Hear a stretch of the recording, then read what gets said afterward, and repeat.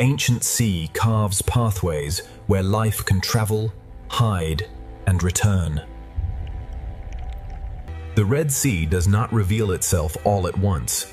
It offers one living detail at a time. The sea feeds even the quietest forms, carrying life through invisible currents. The sea teaches movement through rhythm, and the Red Sea Reef answers with life. Beneath the surface of this ancient ocean, the Red Sea begins to reveal a hidden world. In the sea, awareness moves faster than sound, passing through a school like light. Around a single coral tower, the sea gathers shelter, food, movement, and risk. The sea feeds even the quietest forms, carrying life through invisible currents. Even in the brightest hour, the Red Sea keeps many of its lives unseen. Every ray of light touches an ocean realm shaped by time, heat, salt, and life. Near the reef, the sea is never still. Every surface becomes a place to live. In the sea, awareness moves faster than sound, passing through a school like light. The closer we look into this sea, the more worlds within worlds begin to appear. Here, the ocean has built a living kingdom from stone, sunlight, and patience. The Red Sea is not empty water. It is an ancient ocean filled with quiet movement. Each hidden opening in this sea is a doorway to another small life. The journey begins at the reef, but the Red Sea still holds far more than the eye can see. Beyond the reef, the sea opens into a silence older than memory. In this ocean, even the smallest motion carries the memory of life. Each hidden opening in this sea is a doorway to another small life. Around a single coral tower, the sea gathers shelter, food, movement, and risk. As the light changes, the ancient Red Sea begins to show a different face. Deeper below the surface, the seal's hidden life becomes harder to see, but impossible to ignore. The ocean floor appears still, yet beneath its calm surface, life is already awake. This ancient ocean hides its wonders in layers of color, shadow, and silence. This is the doorway into the Red Sea's ancient hidden kingdom. Deeper below the surface, the seal's hidden life becomes harder to see, but impossible to ignore. At the edge of the reef, the ocean breathes through thousands of tiny bodies. Above, the sun burns bright. Below, the ocean keeps its hidden life protected. Every crack in this ocean reef may shelter a life unseen by the passing eye. Ahead, the sea will open into a hidden kingdom where every color shelters life. In the ancient ocean, survival often begins with knowing where to hide. The first gate of the Red Sea is open. Beyond it, hidden life is. The reef is only the beginning. Beyond it, the ocean falls into deeper secrets. Here, the ancient ocean divides the world between safety, hunger, and the unknown. The ocean current writes invisible paths through this living architecture. From a distance, the ocean looks peaceful. Up close, it is alive in every direction. Some forms in this ocean grow slowly, carrying the marks of decades beneath the waves. The Red Sea is an ocean of thresholds, where light fades and mystery begins. Color is not decoration in this ocean. It is language, warning, disguise, and attraction. Across this ancient ocean floor, every open space leads back to shelter. The smallest creatures in this ocean help build one of Earth's most complex worlds. When the ocean gathers life into one motion, the reef seems to breathe. The ancient ocean hides many of its stories where sunlight can barely reach. These living structures turn the ocean into a maze of refuge and opportunity. In the ocean's sheltered corners, hidden life waits for the right moment to move. The farther we look into this ocean, the more ancient and alive it becomes. Some lives in this ocean are measured not by distance, but by the safety of a single crack. The reef is the memory of the ocean, built slowly by countless living hands. From above, it is only water. From below, the ocean becomes a universe. The current feeds the reef, and the reef gives the ocean a place for life to gather. Along these walls, the ancient ocean rises like a living cliff. In this ocean, danger and shelter can exist within the same delicate form. Every passage through the reef leads deeper into the ocean's hidden design. Life in this ocean is arranged between the brightness above and the shadows below. The ocean teaches movement through rhythm, and the reef answers with life. In this sea, a shadow is enough to make hidden life vanish. The reef reaches into the sea, and the sea answers with light and food. Changing color, changing shape, some creatures turn the Red Sea into a living illusion. Every meter of this seafloor contains a hidden story waiting in silence. The sea can hide a body beneath almost nothing.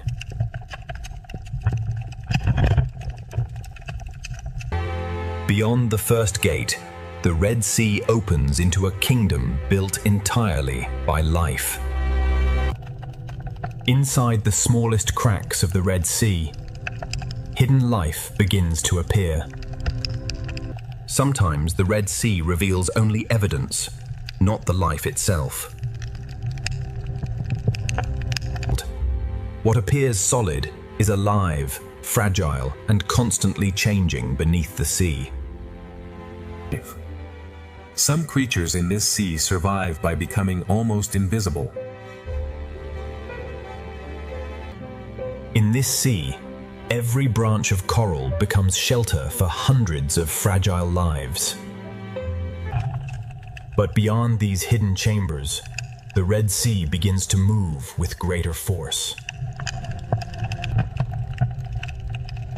The Red Sea teaches caution to even the smallest creatures. The coral kingdom of the Red Sea is not silent. It is alive with constant motion. The Red Sea sand is not empty. It is a thin veil over secret lives. The smallest spaces in the reef can mean the difference between life and danger. Inside the reef, the Red Sea builds homes above, below, and between. Even before night, the hidden corners of the Red Sea already belong to secret lives. The hidden life has shown how the Red Sea protects the small. Now the moving sea will reveal the balance of survival. Layer by layer, the sea has shaped this reef into a living city. Spines, shells, shadows, and cracks all become tools for survival in this sea. The smallest defenders in the Red Sea guard doors no larger than a shell. In this sea, stillness can be the strongest form of protection. Hidden life in this sea is not rare, it is simply easy to miss. The Red Sea builds diversity, not with one shape, but with thousands. The sea current connects every coral, every fish, and every hidden mouth. Every cave in the Red Sea reef may hold a life waiting beyond the light. Across the sand, the Red Sea leaves clues of lives that move unseen. Beneath the visible reef, the Red Sea holds another reef of secrets. Soft corals move with the sea, turning the current into a slow underwater dance. In one small corner of the Red Sea, many lives can share the same shelter. Behind the bright reef face, the Red Sea keeps quieter chambers of life. Some hidden lives are so delicate that the sea itself nearly erases them. The sea can hide a body beneath almost nothing.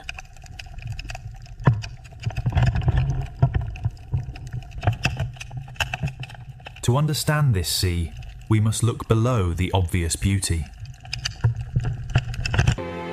A single coral patch is only one room in the vast palace of the Red Sea.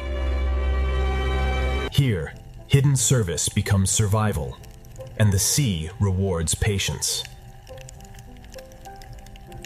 Among the corals, color becomes a way to find food, avoid danger, and belong. The deeper the crevice, the more the Red Sea hides from view.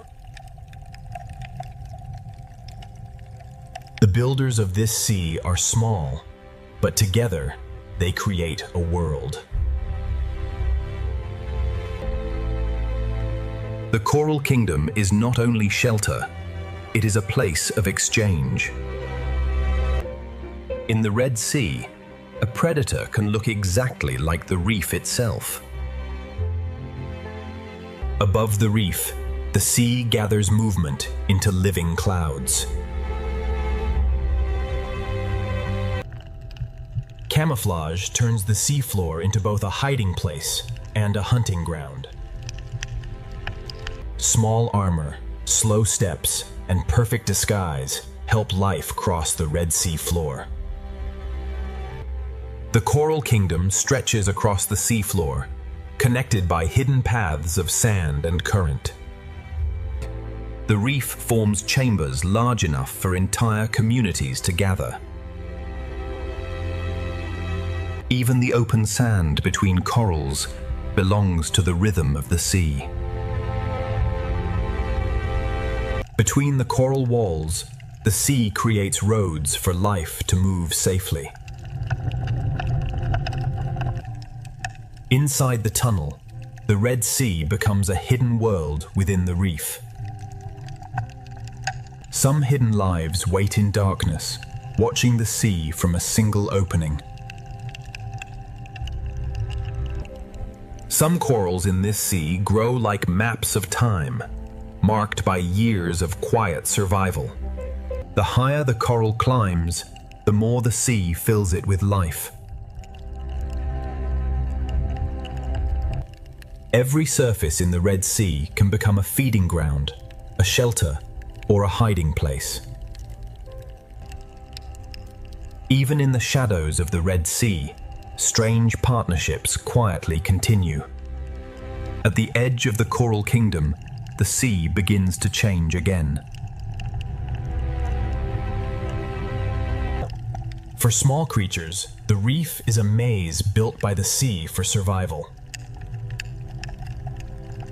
Near the crest, sunlight feeds the reef, and the Red Sea becomes dazzling. In the Coral Kingdom, danger and protection often grow side by side. Shade becomes shelter in the Red Sea, and every ledge can hide a life. A single hole in the Red Sea reef can become an entire home. This is the Coral Kingdom at its brightest, a living crown beneath the sea. The Red Sea reveals its secret lives only for a moment, then hides them again. But beneath the colors of the Red Sea, even smaller hidden lives are waiting to be found. The reef changes with every few meters of sea, revealing new colors and new forms. Even feeding becomes part of the reef's rhythm, shaping the sea one bite at a time. Even the sand itself can open and release life into the sea. The Coral Kingdom has shown its beauty. Now the Red Sea will reveal the lives hidden within its cracks. Inside the coral thicket, the sea becomes a maze only small bodies can enter. The hidden life of the Red Sea often begins below the surface of the sand. In this sea, intelligence can wear the color of stone. The Red Sea hides its most delicate life in places protected from the open water. The Red Sea gives some creatures not only shelter, but a way to disappear. Here, the reef rises like a living wall built by the sea itself. A borrowed shell becomes a moving fortress across the Red Sea sand. The current brings food, and the Coral Kingdom reaches into the sea to receive it. What looks like dust in the sea can become nourishment for an entire reef. On the seafloor, slow creatures quietly recycle the reef's forgotten fragments. The Red Sea reef is crowded, yet every creature finds its own place. Some lives remain hidden beneath stones, touching the sea without fully leaving shelter. The Red Sea reef is full of doors that open and close in silence. Beyond one coral garden, the sea opens into another, and the kingdom continues. Beauty in the Red Sea can also carry warning. Near the seafloor, smaller lives keep close to the border between sand and stone. In the shadows, the sea hides forms both graceful and dangerous. The higher the reef rises, the more life gathers in the moving seawater. Transparency is another disguise, making life shimmer like the sea itself. A single coral island can become an entire world within the sea. Hidden chambers inside the reef make the sea safer for the smallest lives. Where light grows weak, the Red Sea shelters colors the open reef rarely sees. The current organizes the sea, guiding food, movement, and survival. Some of the sea's strangest beauty moves only a few centimeters at a time. Some fish travel the reef like a herd across an underwater landscape. In the Red Sea, hidden life can be smaller than a finger, and richer than a jewel. The best disguise in this sea is to become part of the reef's shape. In this sea, even care and cleaning become part of the reef's hidden order. The coral kingdom is held together by countless small exchanges. Where the sea moves gently, small lives hold on and become almost impossible to see. On the Red Sea floor, partnership can turn a fragile burrow into a safer home.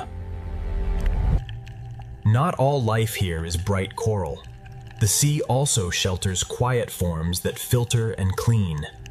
One digs, one watches, and together they read the sea for danger. The reef is architecture, and the sea fills every passage with motion. Under the coral roof, the Red Sea keeps another layer of hidden life. Tiny filters open into the sea, gathering food from water that never stops moving. Light returns, and the coral kingdom expands again across the sea. Fast-moving schools carry energy from one part of the reef to another.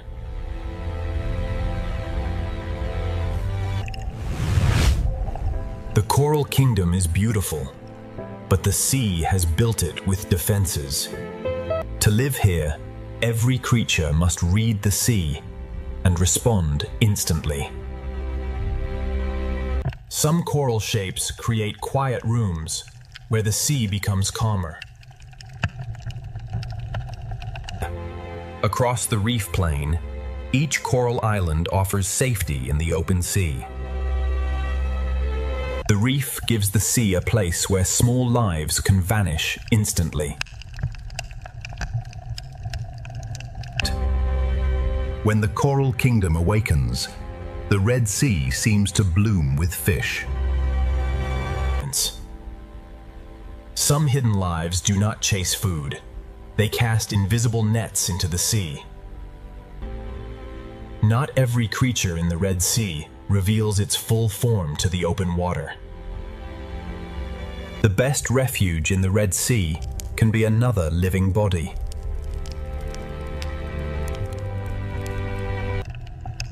Even fierce creatures in this sea understand the value of retreat. The more closely we study the Red Sea, the more hidden lives begin to emerge from the reef.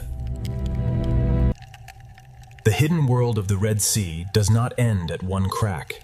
It continues deeper into the reef. Within a hole no wider than a finger, the sea can hide a fierce and intelligent hunter. Many hunters of the Red Sea begin as hidden faces inside the reef. In the Red Sea, even a nearly invisible thread can mean survival. Some hidden fish of the Red Sea look less like swimmers and more like pieces of the reef. In this sea, disguise can become armor, shelter, and identity at once. Some creatures in this sea survive by wearing the reef itself.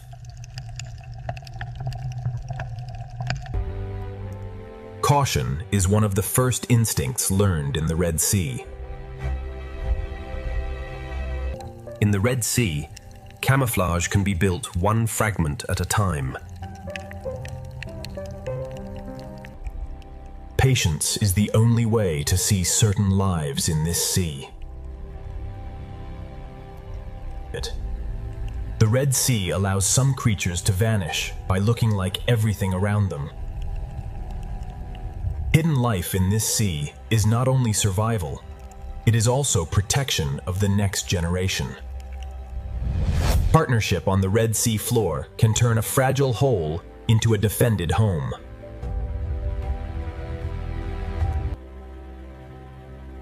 Some hidden lives of this sea move like living patterns across the reef. On the sand of the Red Sea, stillness becomes a form of concealment.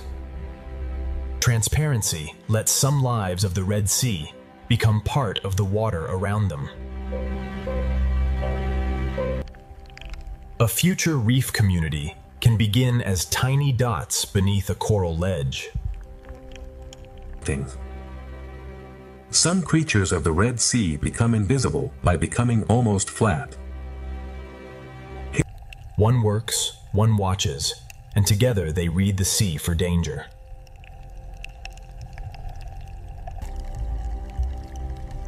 Some fish of the Red Sea choose the cave as their daylight shelter.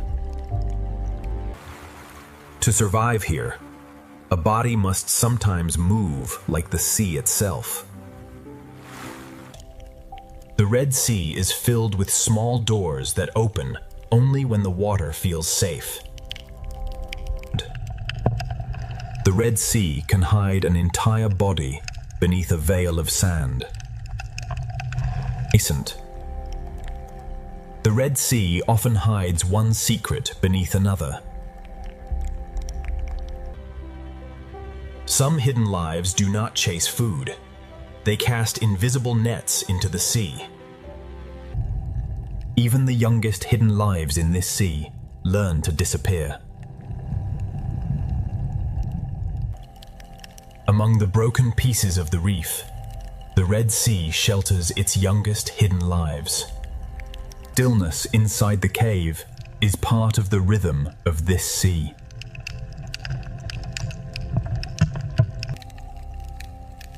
A tiny tunnel in the Red Sea can hold one of the reef's most alert hunters. In this sea, disappearance can happen faster than a heartbeat. The Red Sea rewards those who can become lines, shadows, and stems. Even the softest shapes rising from the sand can belong to hidden life. The sand of the Red Sea can bloom with lives that vanish the moment danger approaches. Every small opening in the Red Sea reef suggests another hidden story. A simple hole in the Red Sea sand can become a fortress for a watchful parent. In this sea, some creatures survive by copying the movement of the reef. One coral head can hold the sea in layers, buried, hidden, sheltered, and free. Inside the caves of the Red Sea, hidden life gathers where light weakens. Even in the shadows of this sea, life continues its quiet cycles. The Red Sea floor is a page written by creatures that rarely show themselves. The best disguise in the Red Sea is to become part of the coral's rhythm. Some hidden lives of the Red Sea are built for darkness, waiting where the reef turns inward. Some hunters of the Red Sea hide beneath the very floor of the sea. A life can cross the open seafloor for only seconds before returning to shelter. Even in hidden corners of the sea, cooperation keeps the reef alive. The deeper the crack, the more the Red Sea seems to multiply. Some of the rarest beauty in the Red Sea moves more slowly than the current.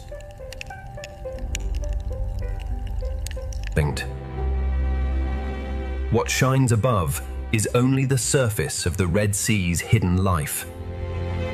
The closer we look at this sea, the more enormous the small world becomes. Rock caves beneath the reef protect lives that rarely enter the open sea. Some hidden lives in the Red Sea cling so quietly that the sea itself seems to hold them. By matching both shape and motion, life in this sea can almost erase itself. Inside the reef, the Red Sea feeds creatures that never need to chase. The smallest lives of the Red Sea gather where the water becomes calm. Inside a cavity of the reef, the sea feeds another life, in complete silence. Many hidden lives of the Red Sea begin as a face at the edge of darkness. The Red Sea hides life not by removing it, but by blending it into rhythm. The sea gathers its smallest lives in pockets too quiet for larger eyes to notice. A single crack in the Red Sea can support an entire hidden community. The boundary between animal and sand becomes almost impossible to read. In this sea, transformation can be quieter than movement.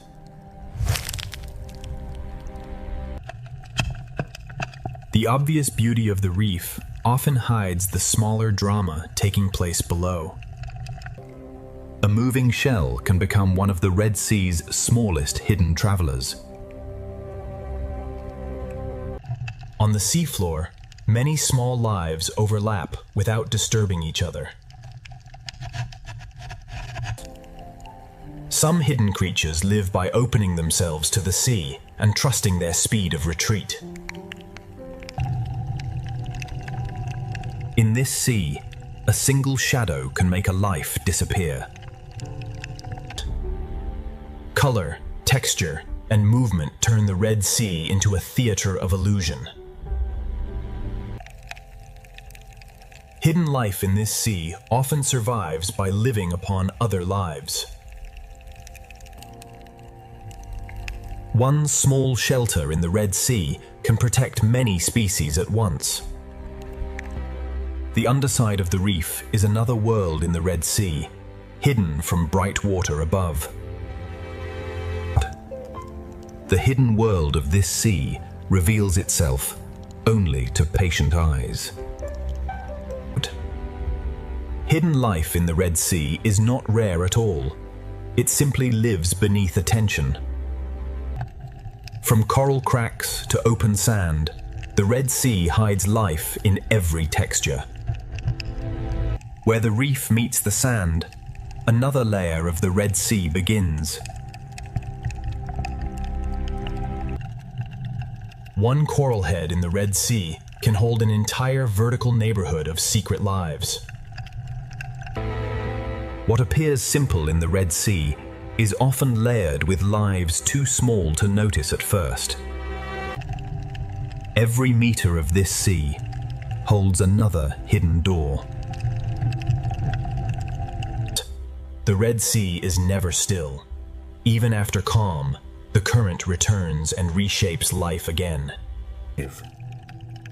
Some predators hold their power in formation, waiting for the sea to bring opportunity. The same current that tests the reef also feeds it. When the Red Sea current grows stronger, every creature must choose where to move, where to hide, and where to feed. Beyond the hidden cracks, the Red Sea begins to move with greater force.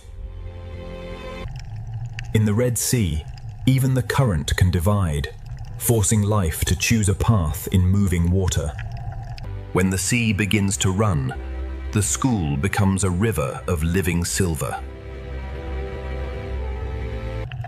The Red Sea arranges life by strength, size, hunger, and timing. In this sea, a school is more than a crowd.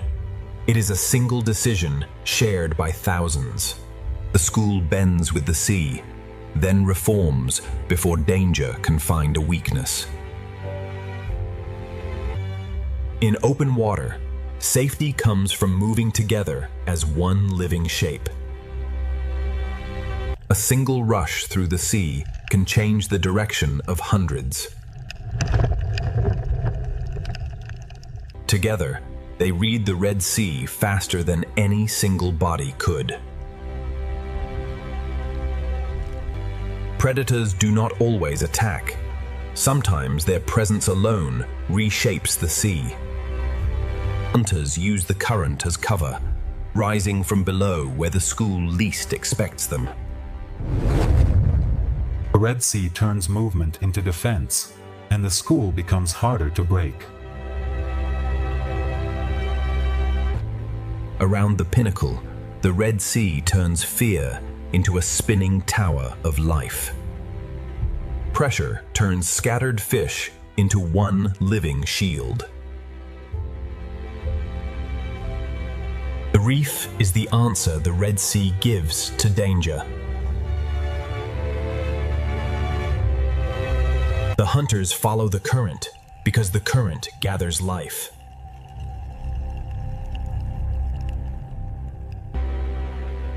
From below, the balance of survival appears as a storm of light and shadow.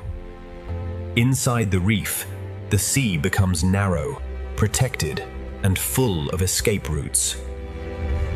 Where many small fish gather, the hunters of the sea are never far away. Inside the living tower, every fish follows the sea, and the fish beside it. In the Red Sea, fear can turn thousands of lives into one shield. Where warm and cooler sea layers meet, even the shark appears to move through liquid glass. From below, survival in the sea looks like a storm passing across the sun. The Red Sea offers two choices at once: shelter in the reef or speed in open water. A single change in the sea can move an entire community at once. The reef protects the small by turning the sea into a maze. The Red Sea offers more than one escape, but every escape has its own risk. In this sea, safety can be only a few centimeters wide. Below the shark's path, the sand hides another hunter, moving by touch and patience. A distant shark can change the shape of the sea before it comes close. The reef protects the small, while the open sea tests the strong. Even in powerful water, the reef creates quiet rooms for survival. The shark moves through the Red Sea like a law the reef understands. The ray searches the seafloor like a slow shadow, reading invisible signs. Not every hunter in the Red Sea moves quickly. Some wait with ancient patience. Even powerful hunters in the Red Sea must pause and depend on smaller lives. Balance in this sea is built across layers of depth, motion, and hunger.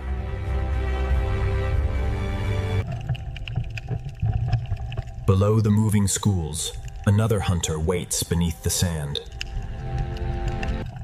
The same current that brings danger also brings food. The same reef can be a hospital, a shelter, and a hunting ground. Some predators of the Red Sea gather in silence before they move. The ray does not chase through the sea. It searches with quiet precision. Some schools form not as a cloud, but as a living curtain across the sea. Every movement across the seafloor sends a signal through the reef. The reef feels every change in the water before the eye understands it. The current that exposes danger also carries food through the Red Sea.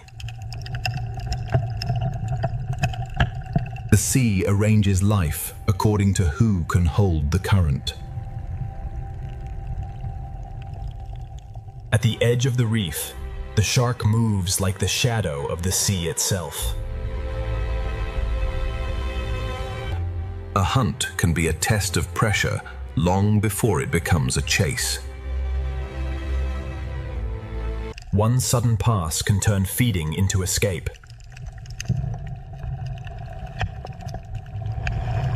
The strongest water creates the most valuable stillness.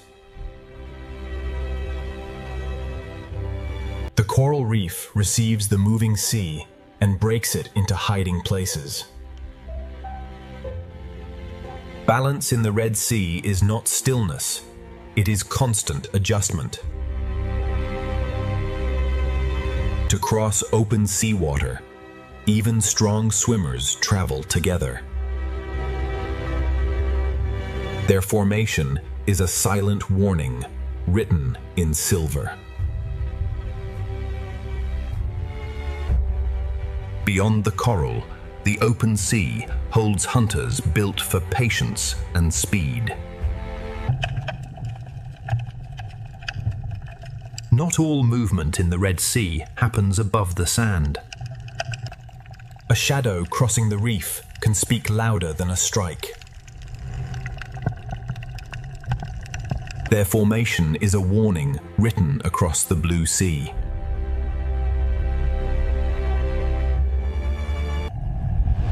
A ray moves through the sea, as if the sea floor itself has learned to fly. The reef senses danger through movement before any strike occurs. Every passing body sends a message through the Red Sea community. Under the coral roof, the hunted become part of the reef's hidden architecture. The Red Sea current is both river and road, carrying food through the reef. Behind coral, the Red Sea creates quiet pockets inside powerful water. When the current delivers food, the Red Sea fills with sudden hunger.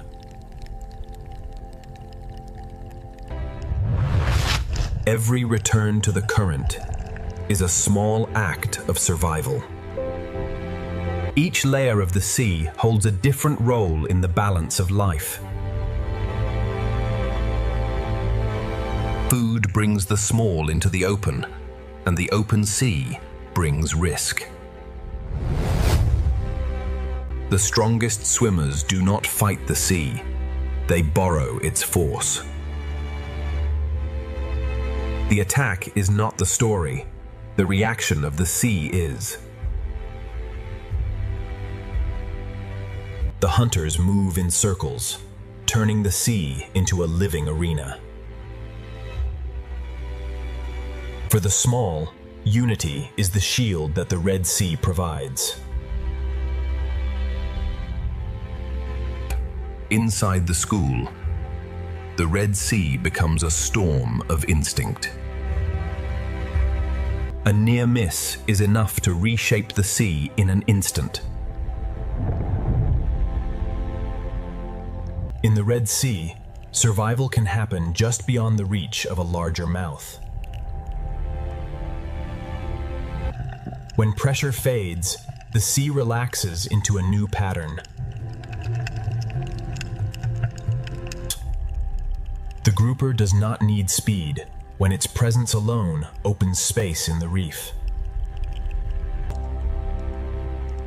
Below the racing schools, patience waits in the rock. When danger rises, the reef becomes the safest place in the sea. The Coral Kingdom protects those small enough to enter its maze. The reef shelters the hunted, but it also shelters the hunter. Large hunters share the Red Sea without moving in the same way. In this sea, size can be strength, but it can also be limitation. The visible sea and the hidden sea are always moving together.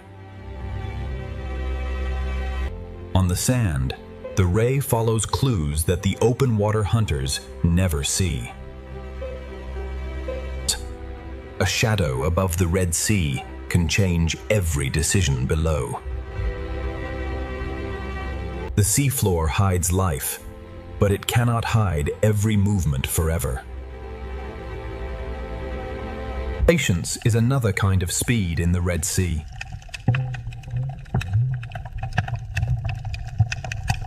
The shark belongs to open sea paths, where awareness is everything.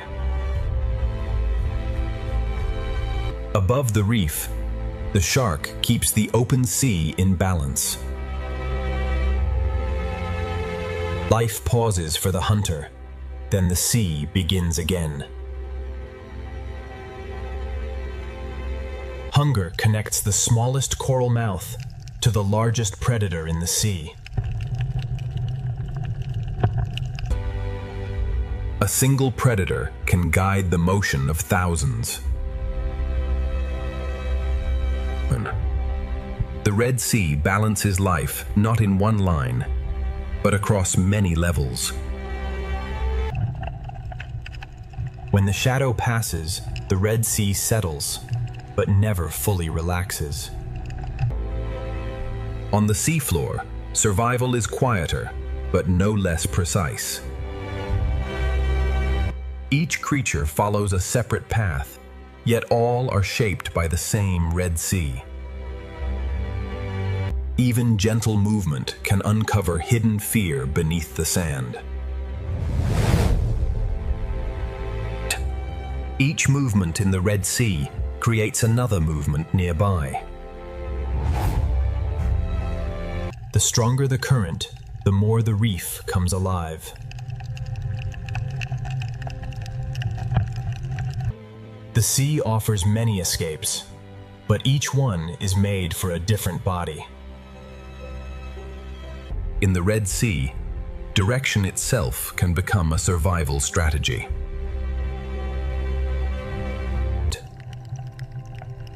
Inside the school, the sea becomes a storm of living instinct. The sea unites life when danger rises and divides it when the moment passes. The reef and the open sea divide the rules of survival. Not every hunt must end to change the balance of the reef.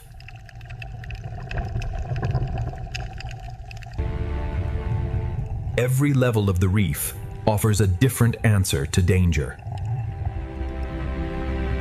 Some hunters never leave the reef. They let the sea bring life close. The reef receives the frightened sea and turns movement back into hiding.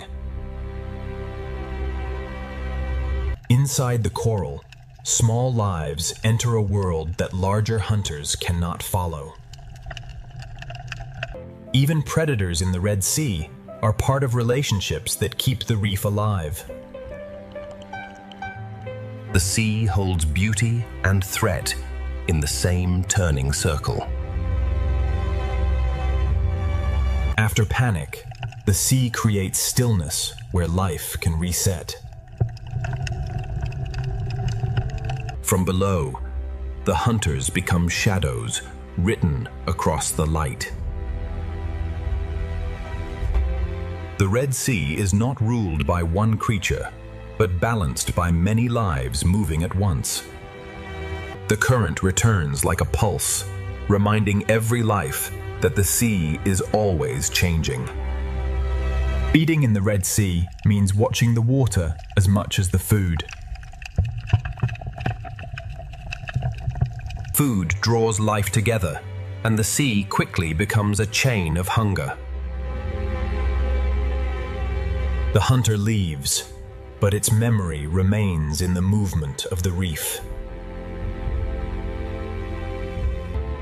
From coral to predator, the Red Sea holds every life in balance.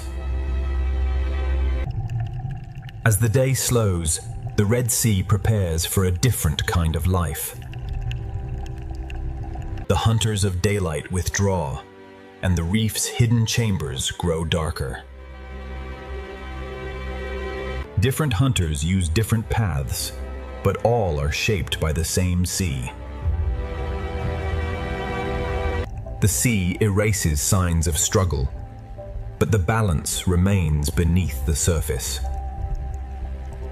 The Red Sea is not ruled by one predator, but by many roles working together. When light begins to leave the Red Sea, survival changes its rules. After every disturbance, the sea finds a new pattern. This is the Red Sea in motion, ancient water carrying modern life. The day has shown the balance of hunger and shelter. Now the Red Sea will reveal what awakens after the light disappears. Where the current tightens, the balance of survival becomes sharper. The reef breaks the force of the sea, giving life places to rest. Safety in this sea is temporary, always changing with the next shadow. The chase does not need an ending to shape the behavior of the reef.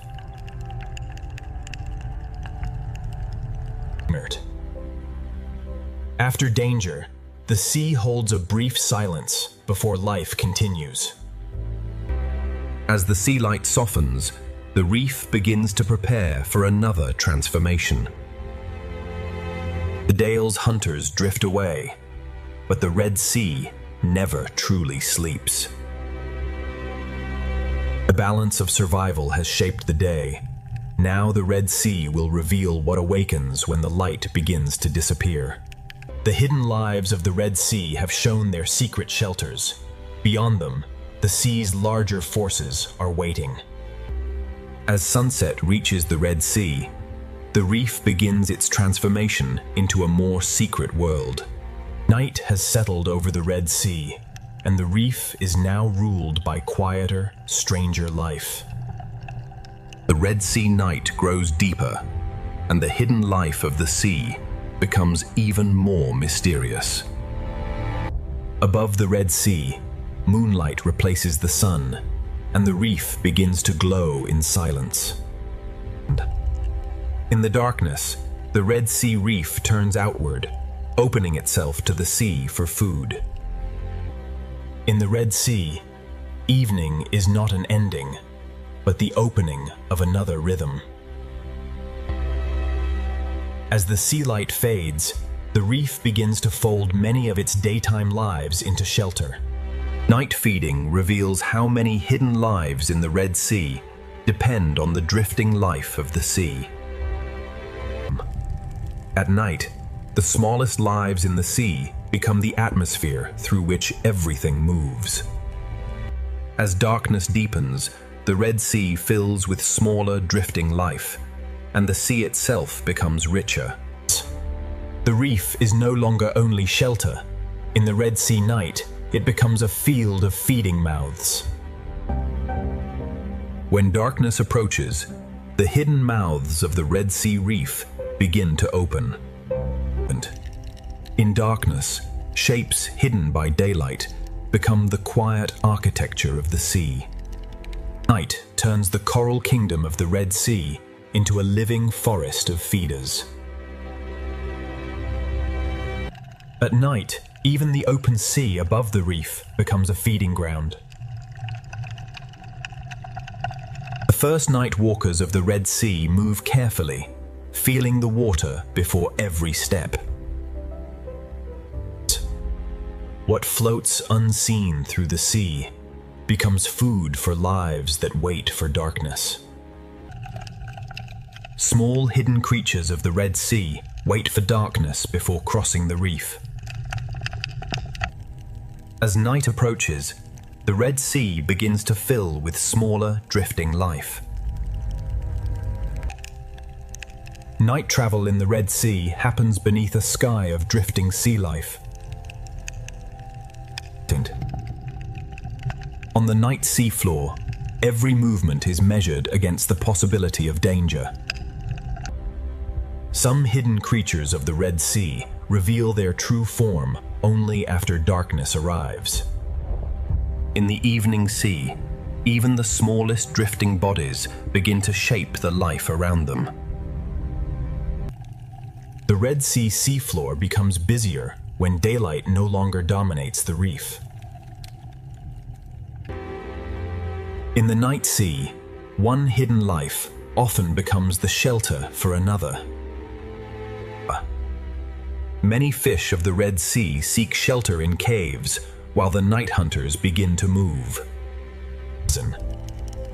The hidden creatures of the Red Sea begin to leave their shelters when the light grows weak. The caves of the Red Sea hold their own quiet night communities. Night in the Red Sea belongs to lives that move best beneath the edge of darkness. The Red Sea night belongs to creatures that can change with every surface they touch. Now the hidden eel of the Red Sea begins its true night movement. The sea caves of the Red Sea hold many watchers of the night. In this sea, disappearance can be as graceful as movement.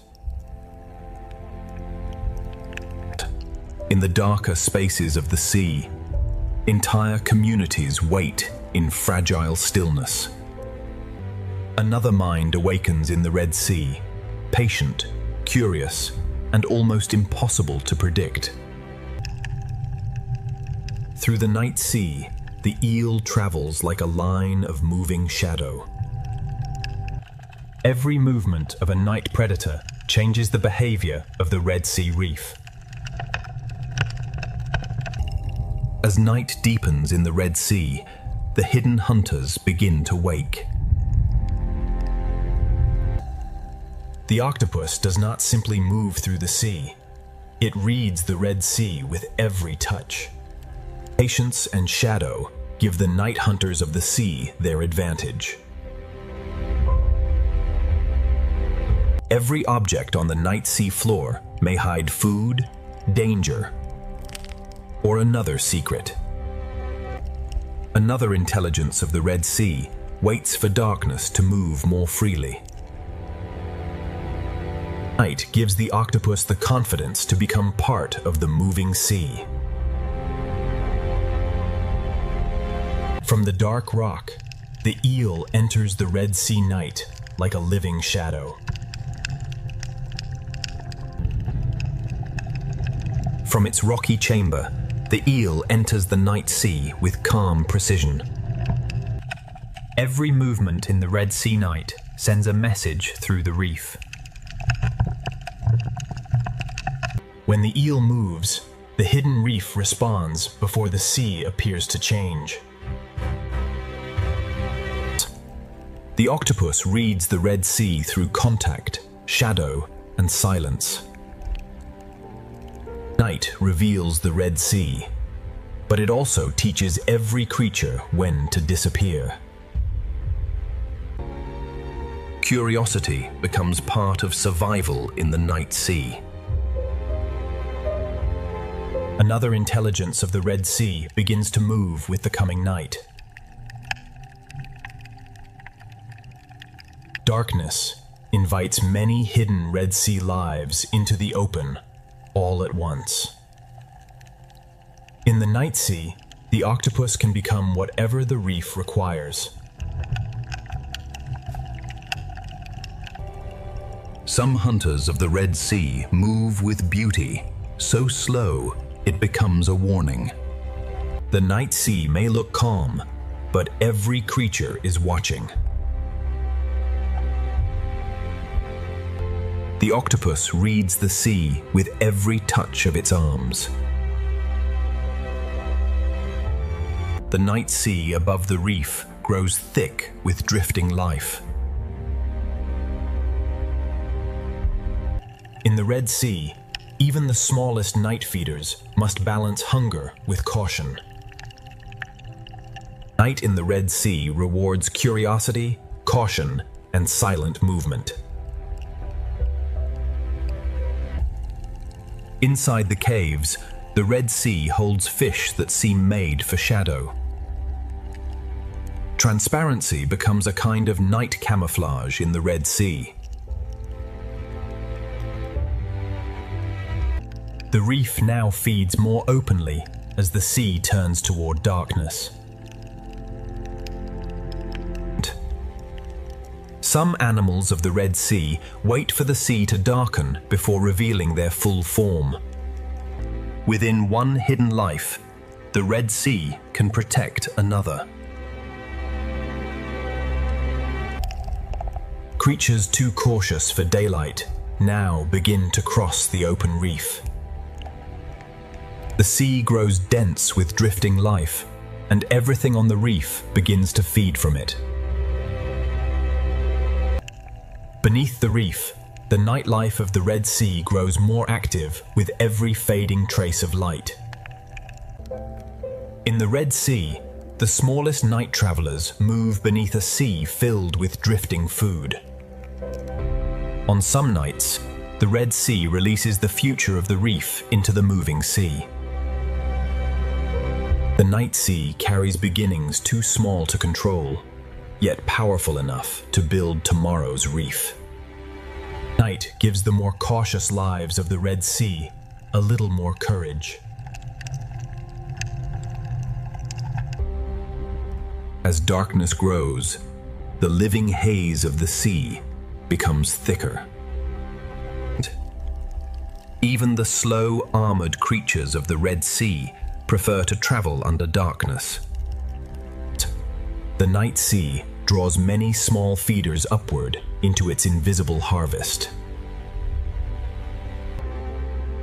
Every surface of the Red Sea reef seems to drink from the dark current. When the reef darkens, many small hidden paths across the Red Sea open at once. The slowest animals of the sea work through the night, recycling the reef, grain by grain. Some hidden lives of the Red Sea wait for the sea to darken before they fully open. Even within the night feeders of the Red Sea, smaller hidden lives remain protected. In darkness, even the hidden worms of the Red Sea become part of the moving reef. The octopus belongs fully to the night sea, adapting to every texture it crosses. Beneath the reef, the Red Sea night awakens a separate layer of life. Each crack in the Red Sea night may hide food, danger, or another secret life. In the Red Sea, even spines can become a refuge for smaller lives. Night allows many hidden creatures to risk a little more of themselves. Some night hunters of the Red Sea move with beautiful precision rather than speed.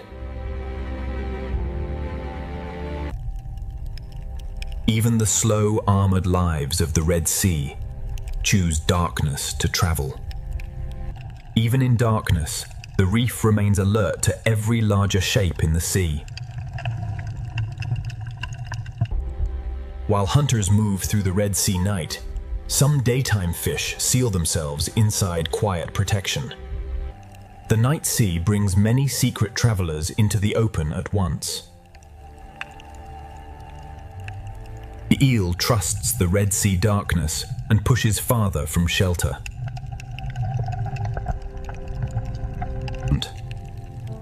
Even sleep in this sea requires strategy. At night, the passages of the Red Sea become living roads for hunters. With darkness above, the octopus claims more of the Red Sea floor. The full night sea of the Red Sea grows richer, as drifting life gathers overhead. A distant shadow is enough to remind the reef that night is never harmless. No other creature in this sea shifts so easily between movement and disguise. In the night reef, every hole in the sea may contain a possibility. In darkness, the smallest lives of the Red Sea become the atmosphere of the sea itself.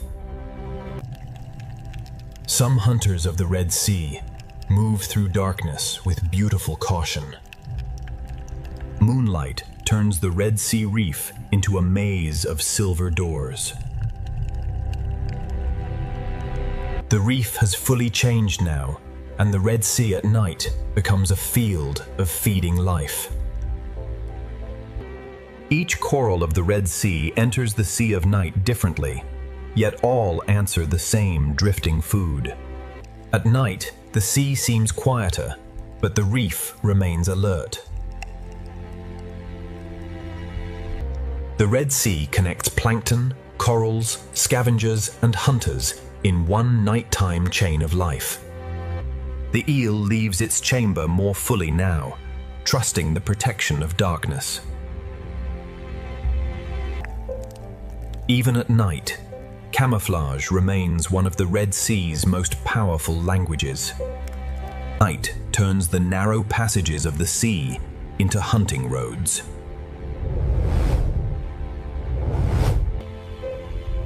One small reef mound can hold an entire night ecosystem in the Red Sea. Some night beauty in the Red Sea moves so slowly it can almost be missed. By night, the Red Sea feels older, quieter, and more mysterious than by day. With full night, the Red Sea becomes richer with drifting life. The night sea feeds those who wait, those who filter, and those who hunt. Different lives use the same night for different purposes.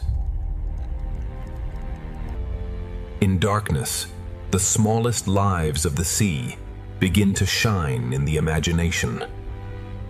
The structures of the reef become more enigmatic when the sea is ruled by shadow. Even the open seafloor becomes alive with quieter movement after dark. Across the reef, separate hunters travel through the same sea of shadow. The reef of the Red Sea transforms at night into a field of countless open mouths. Each coral in the Red Sea enters the night in its own way, yet all follow the same hidden tide of hunger. Night travel in the Red Sea is brief, careful, and always aware.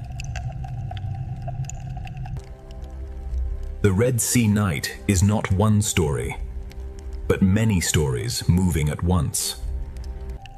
The hidden Red Sea grows most active when the sea itself seems quiet. Night in the Red Sea links the smallest scavengers, the drifting plankton, and the reef itself. When the current rises, the night reef becomes more alive.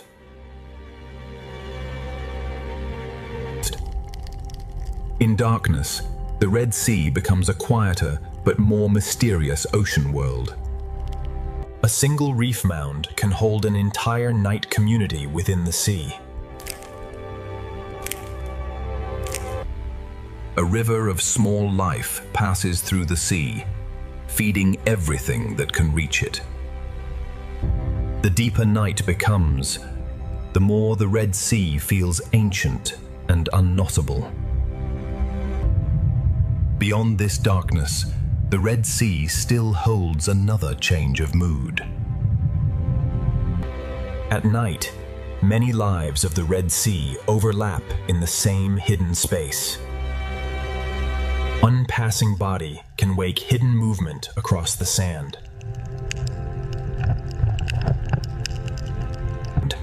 The structures of the reef become more enigmatic when the sea is ruled by shadow. Even the open seafloor becomes busier when daylight disappears.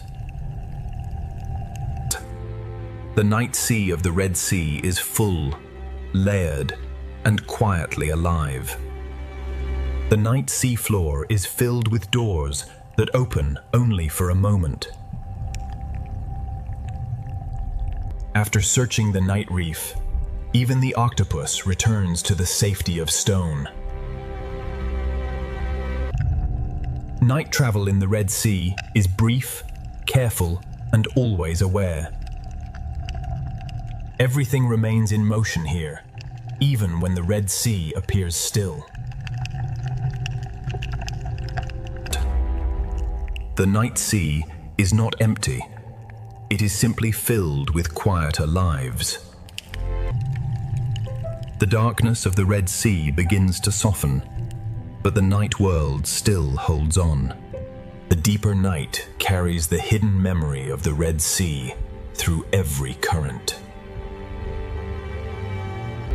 The Red Sea holds its greatest mystery when so much is alive, yet so little is fully seen. The night reef reveals how much of the Red Sea lives beyond the reach of daylight. Through darkness, the Red Sea has revealed another hidden face, and the journey is ready to return to the wider memory of the sea. In darkness, the Red Sea becomes a quieter but more mysterious ocean world. Through the longest night, the Red Sea has shown its secret pulse. Soon, the ancient sea will return to light and memory. The night is only one face of the sea, and the Red Sea still holds more to reveal. Through the night, the Red Sea has revealed its secret life. Beyond this darkness, the journey will return to the larger memory of the sea. From above, the sea is water. From within, it is memory, shelter, and endless motion. The current is the thread that ties the Red Sea together. After the long night, the Red Sea begins to return to light, carrying every hidden life into a new day. The ancient waters continue to carry life from shadow into light.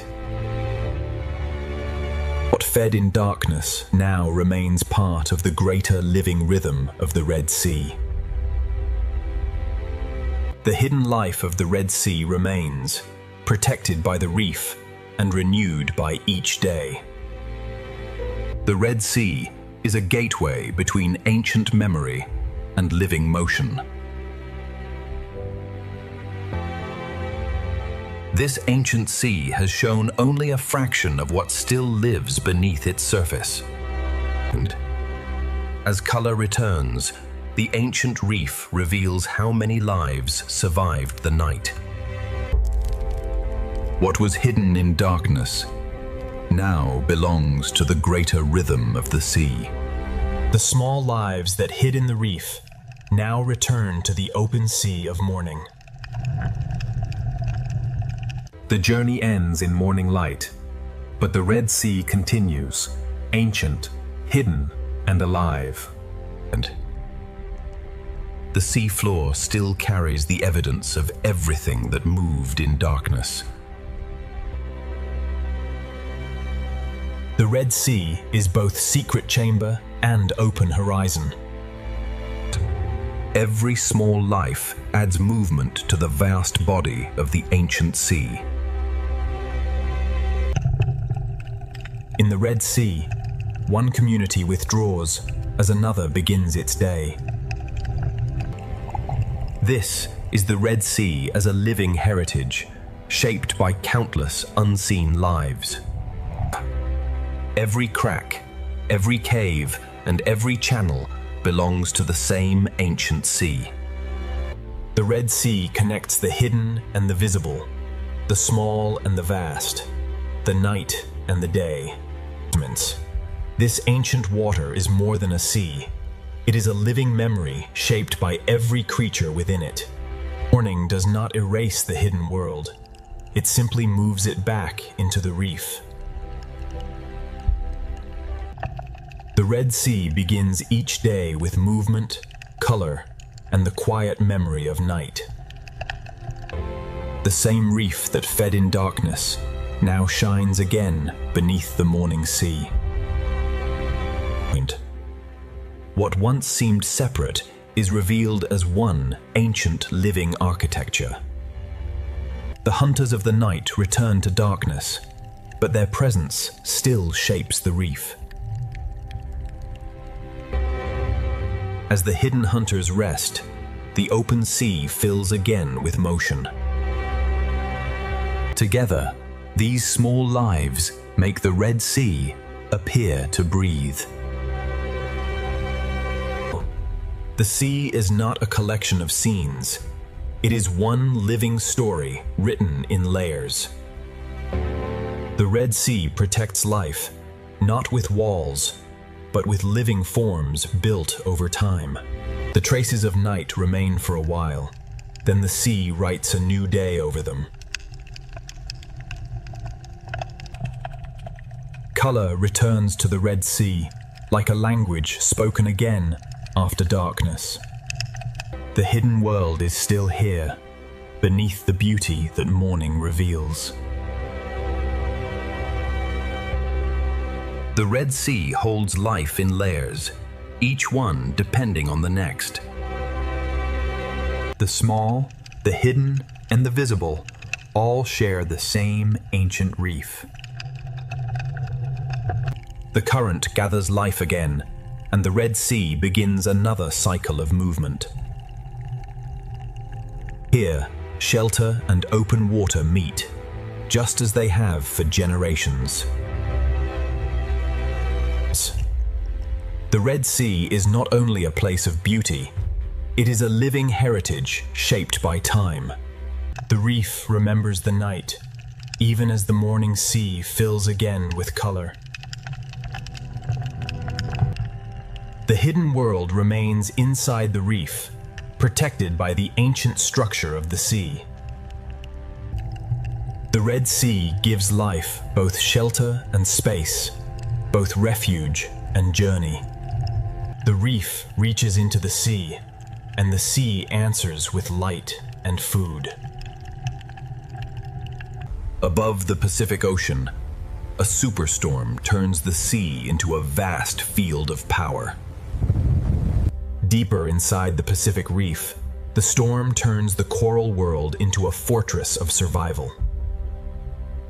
From above, the storm appears almost alive, shaping the surface of the ocean with relentless force. For the smallest fish, every coral branch becomes a wall against the moving sea. At the surface of the Pacific, wind, rain, and waves merge into one moving body. Yet beneath this chaos, another world is waiting in the sea below. The storm reaches the bottom as moving sand, and the seafloor becomes a place of constant change. The superstorm rules the surface, but the ocean beneath it is beginning to respond. To understand this storm, we must follow it below the waves. When the Pacific grows restless, the strongest shelter is often found beneath the reef itself. Below the storm, the sea is still restless, filled with noise, motion, and pressure. The same storm that threatens the reef also sends food through its hidden corridors. The superstorm above reshapes the first layers of the ocean, stirring everything in its reach. Inside the storm-dark reef, the old balance of hunter and hidden prey continues. Even before the reef appears, life in the Pacific Ocean is already adapting to the force above. Beneath the raging surface, the hidden life of the Pacific is just beginning to come into view. This reef is not only surviving the Pacific storm, It is using every shape, shelter, and current to stay alive.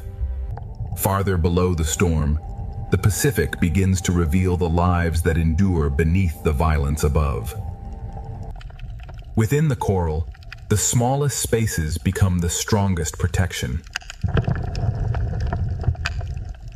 The reef is not a single shelter, but thousands of shelters joined together by the sea.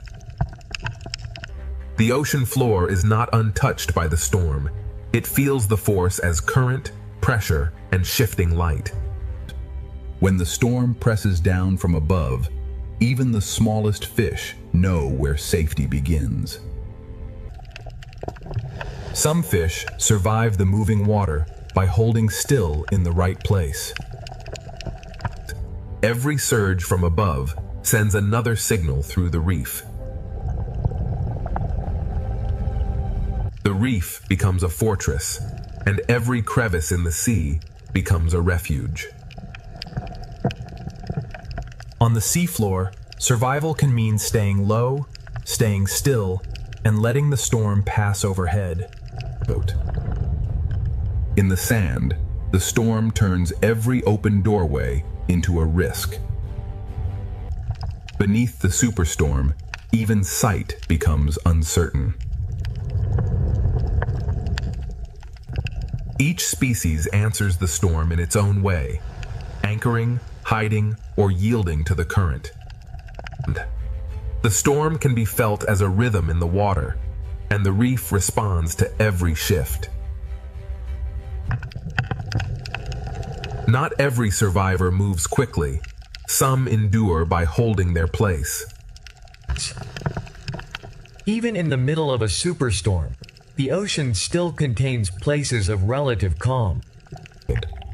Even fragile forms can become shelter when the ocean begins to move with force. Some creatures do not flee the storm.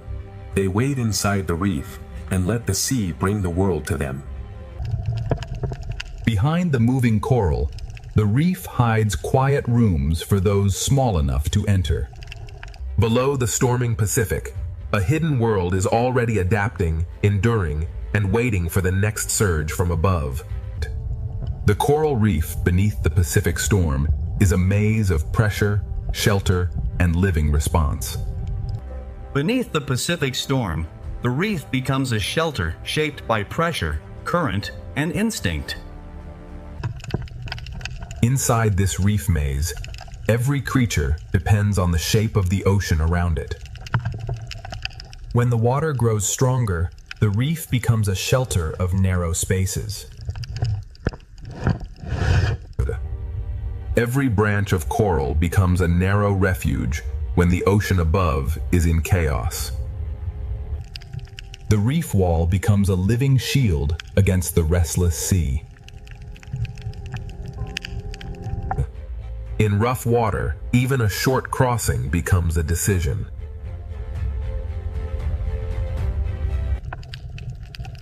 On the seafloor, the safest creature may be the one that almost disappears. The storm changes the seafloor, but some lives survive by becoming almost invisible. Under the storm, every open crossing becomes a test of timing. For some creatures beneath the waves, stillness is the strongest defense.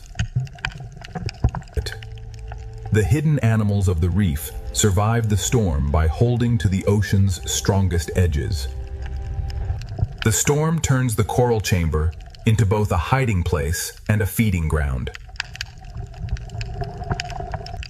The reef does not fight every force. It bends, absorbs, and waits. Even during the storm, the small services of the reef continue in hidden corners. Even a storm can carry food through the sea, turning danger into opportunity. The storm changes the water, but the ancient balance of the reef remains. In the shelter of the reef, hunters and hunted share the same storm.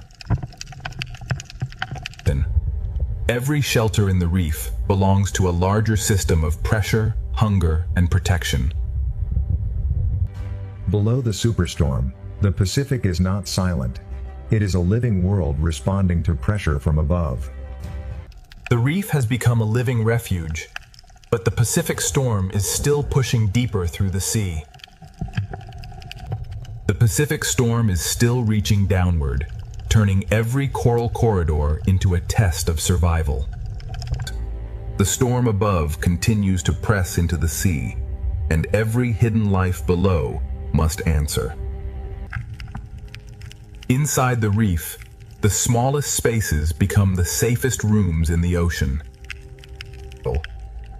In the smallest openings of the ocean floor, survival is measured in seconds. Tiny creatures beneath the waves read the current through touch before they dare to move.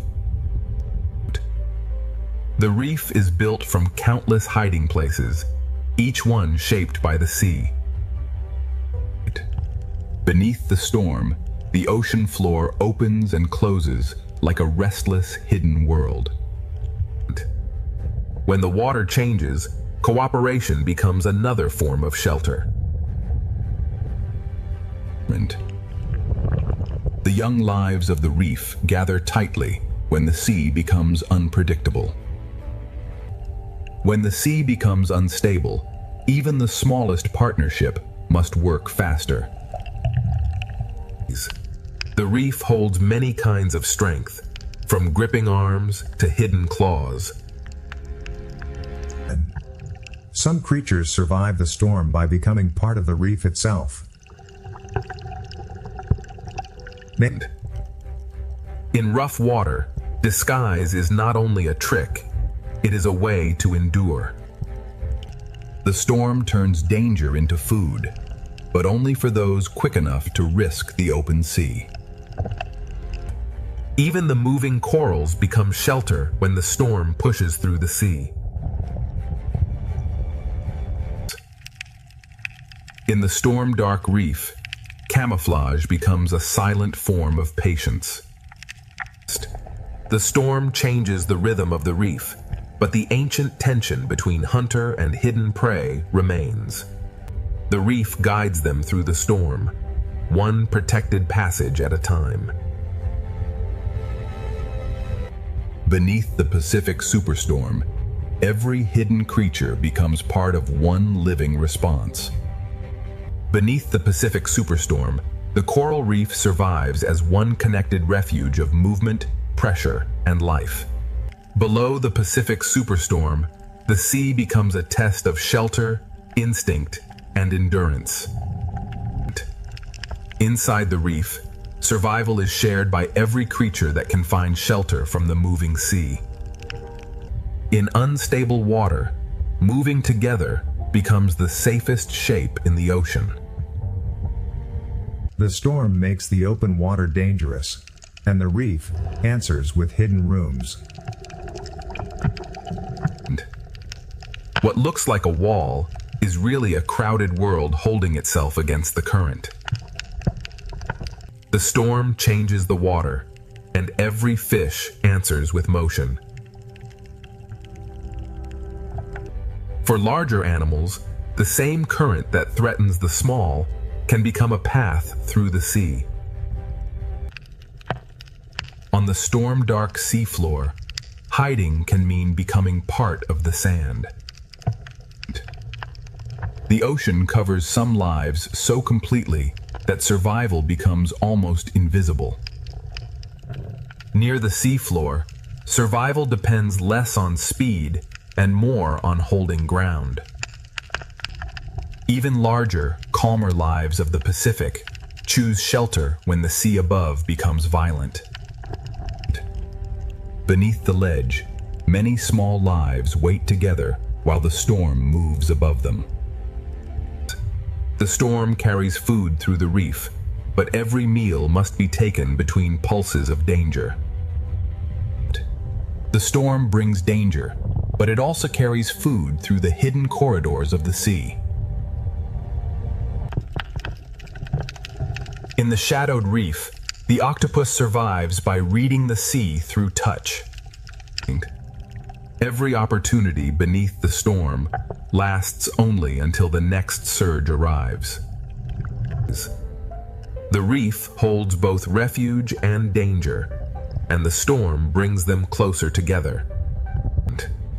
Inside the reef, the storm is measured through pressure, shadow, and the behavior of every neighbor. Beneath the raging Pacific, every creature is connected by the same force moving through the sea. Under the Pacific superstorm, the reef becomes one living refuge, where every hidden life depends on the sea around it. The Pacific Reef holds its life close, turning every surface into protection beneath the storm. Below the storm, the Pacific Ocean is not broken, it is alive, adjusting with every pulse of the sea. The reef becomes a sanctuary, holding fragile lives against the force above. The smallest fish survive by trusting the narrow architecture of the reef. Inside the reef wall, the sea hides entire lives smaller than a shadow. For the youngest lives in the ocean, survival begins inside the smallest spaces. The seafloor changes with every pulse, hiding and revealing its smallest doors. Predator and prey share the same shelter when the sea becomes stronger than either of them. The storm writes its force through the water, and the reef answers with movement. In the smallest partnerships of the ocean, warning and work become survival. Beneath the coral ledge, different lives share one shelter against the moving sea. Even beneath a superstorm, the ocean hides quiet spaces where life can wait. Some lives survive by moving with the sea, and others survive by becoming almost invisible. The storm brings food through the reef, but every brief meal comes with risk. This hidden world beneath the Pacific storm is built from instinct, shelter, and connection. The octopus reads the storm through the stone, waiting for the sea to loosen its grip. Even in the storm, the reef keeps its ancient balance between patience and escape. Above, the storm still rules the waves. Below, the ocean's hidden life continues to endure. Beneath the Pacific superstorm, the reef survives because every hidden life has found a place within the sea. This is only the first descent beneath the Pacific superstorm. Deeper in the reef, every creature must find its place against the pressure of the sea. The first descent continues, and the Pacific Ocean reveals that survival beneath a storm is never still. Deeper inside the Pacific Reef, shelter is not one place, but a whole living structure shaped by the sea.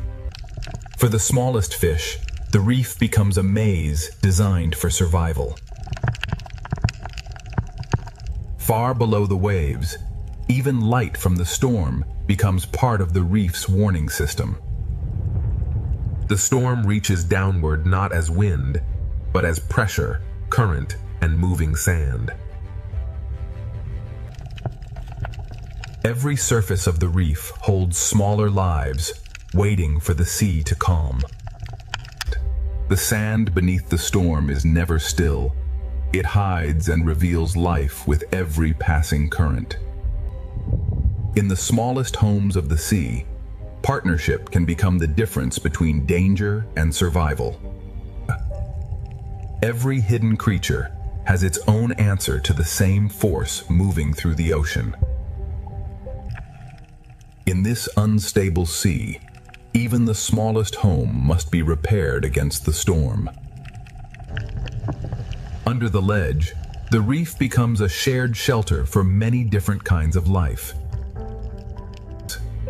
Under the storm, the distance between shelters becomes a challenge measured in heartbeats. The storm pushes food through the reef, and every hidden creature must decide when to risk the open water.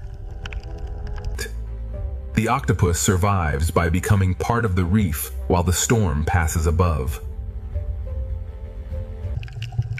The same current that threatens the reef also carries food through its hidden passages. In the darkness of the reef, the octopus becomes both witness and survivor. Beneath the Pacific storm, no life stands alone. Every creature is tied to the shape of the sea around it. The storm may disturb the water, but the reef still holds its old rules of waiting and distance. The first descent has only opened the storm's hidden world. Deeper in the reef, the Pacific will reveal how life endures under pressure. Beneath the Pacific superstorm, the coral terrace becomes one living refuge, where every hidden life depends on every shape around it. The Pacific storm keeps pushing through the reef, and every passage becomes a place of decision. Deeper inside the Pacific reef, the storm becomes a hidden pressure moving through every passage of the sea. Inside the coral, the youngest lives wait for the moving sea to give them a safer moment. The ocean floor changes moment by moment, reshaped by a storm that never touches it directly. The reef wall holds life by giving each creature a different grip on survival. For the smallest reef walkers, survival means holding fast to anything the sea cannot easily move. The reef bends and holds at the same time, giving each creature a different way to endure. Some lives survive the storm by allowing the sea to hide them completely. Stillness becomes a language beneath the storm.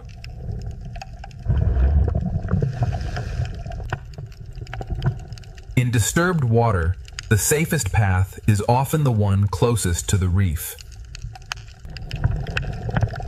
Under the coral ledge, many forms of life share one small pocket of safety. Inside the reef, patience becomes another form of strength. Food moves through the storm, but only the quick and cautious can reach it. The octopus answers the storm not by fleeing, but by becoming part of the seafloor. The octopus waits with the patience of the reef itself. Even in danger, the storm delivers food, and the reef must seize each brief chance. Even as the storm moves through the sea, the reef keeps its ancient tension alive. Beneath the Pacific storm, every creature survives by using the reef in its own way. Beneath the Pacific superstorm, the reef survives as a connected world of shelter, hunger, pressure, and patience. The first descent moves deeper still, toward the places where the Pacific hides its strongest survivors. Here, beneath the storm, the Pacific Ocean hides a calmer chamber where life gathers against the pressure. The Pacific storm keeps pressing through the reef, and the sea turns every corridor into a living test. Inside the smallest branches, fragile lives find shelter from a force far larger than themselves. Even when the storm weakens below, the seafloor still carries the memory of its force. The reef wall is crowded with lives that survive by holding close to the sea's strongest edges. In the smallest homes of the ocean, survival is built through warning, work, and trust. The young fish of the reef turn coral into shelter, waiting for the sea above to calm. The sand beneath the storm is always changing, hiding the smallest doors almost as soon as they appear. Some creatures survive the Pacific storm not by speed, but by patience and contact with the reef. In this unstable sea, Even a tiny home must be defended again and again. Under the ledge, the reef becomes a shared shelter for lives that would never gather in calm water. Inside the storm-dark reef, patience and shelter become as powerful as movement. The storm brings food through the reef, but every chance to feed is surrounded by danger. The octopus moves only when the current allows, reading the storm through every touch. The octopus survives by reading every pulse of the sea through the stone beneath it. The storm brings risk into the sea, but it also sends food through every protected hollow. Within the same shelter, the reef holds fear, patience, hunger, and protection. Beneath the Pacific Superstorm, every creature becomes part of one living system shaped by the sea. Beneath the Pacific Superstorm, the reef endures because every hidden life has found a way to belong to the moving sea. The first descent continues, and the Pacific leads us from shelter into another hidden passage beneath the storm. The Pacific Reef continues to hold its life close as the storm keeps pressing through the sea. Beyond the sheltered basin, the Pacific Ocean becomes restless again, forcing every creature to choose its path. For the smallest fish, the safest world is the one too narrow for danger to enter. Here, the storm is felt not as thunder, but as moving sand and shifting pressure. The reef wall becomes a crowded shelter, each small surface holding another life against the storm. For the smallest reef walkers, the sea becomes a force to hold against. The seafloor beneath the storm is never fixed. It changes with every breath of the ocean. In rough water, the school survives by becoming one shape moving through the sea. In the smallest shelter, teamwork becomes a defense against the moving sea. Under the ledge, many small lives share the same thin line of safety. Even under the storm, the old balance of the reef remains. The storm turns the reef into a place of sudden danger and sudden food. The octopus does not resist the Pacific storm. It becomes part of the reef until the sea allows movement again. The storm sends danger through the ocean, but it also carries food into hidden places. The octopus waits inside the reef, changing with the sea instead of fighting it. Inside the same reef, hunger and shelter wait side by side. Beneath the Pacific Superstorm, every hidden life is connected by the same moving water. Beneath the Pacific Superstorm, the reef remains alive, because every hidden creature has found shelter inside the moving ocean. The first descent continues, and deeper beneath the storm, the Pacific hides still more lives waiting in the dark. The Pacific Reef keeps drawing its life inward, turning every chamber into protection beneath the storm. In the storm-dark sea, camouflage becomes a quiet shield against both current and danger. When the open sea becomes unstable, the smallest gaps in the reef become the safest world. The reef wall holds its secrets tightly, giving each small creature a place to endure. Some lives endure by letting the ocean cover them. The reef becomes shelter, anchor, and warning system all at once. Beneath the storm, even the sand becomes a moving shelter and a moving threat. The storm brings chaos into the sea, but within chaos, food appears. In this hidden corner of the ocean, survival is built through shared warning and careful work. Under the ledge, different lives share one shelter, because the moving sea leaves no room for pride. The safest path through the storm is the one written by the reef itself. Inside the rock, the octopus becomes another shadow of the Pacific Reef. The octopus survives by becoming part of the reef until the sea gives permission to move. Predators wait, prey hide, and the storm moves between them. Beneath the Pacific Superstorm, every life is part of the same underwater struggle. The first descent continues, and beyond the reef valley, the Pacific begins to reveal a deeper hidden world. Beneath the Pacific Superstorm, the coral chamber becomes one living refuge, holding every hidden life inside the moving ocean. The storm changes the light, but life beneath it never stops.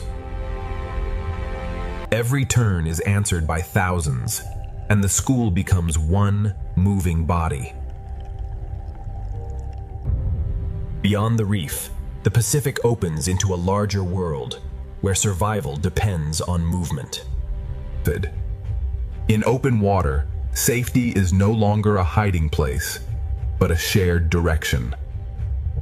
The deeper we follow the Pacific beneath the superstorm, the more its hidden greatness continues to unfold. Above them, the storm moves the surface. Below it, the fish move as one. Far below the storm, the Pacific is shaped not only by waves, but by rivers of water flowing inside the ocean itself. In the open Pacific, the storm hides danger until it moves. Every small movement spreads through thousands of lives, like a pulse through the ocean. A single change of direction can protect thousands of lives. The Pacific writes living geometry across the open water. Not every giant fights the storm. Some pass through it with ancient calm.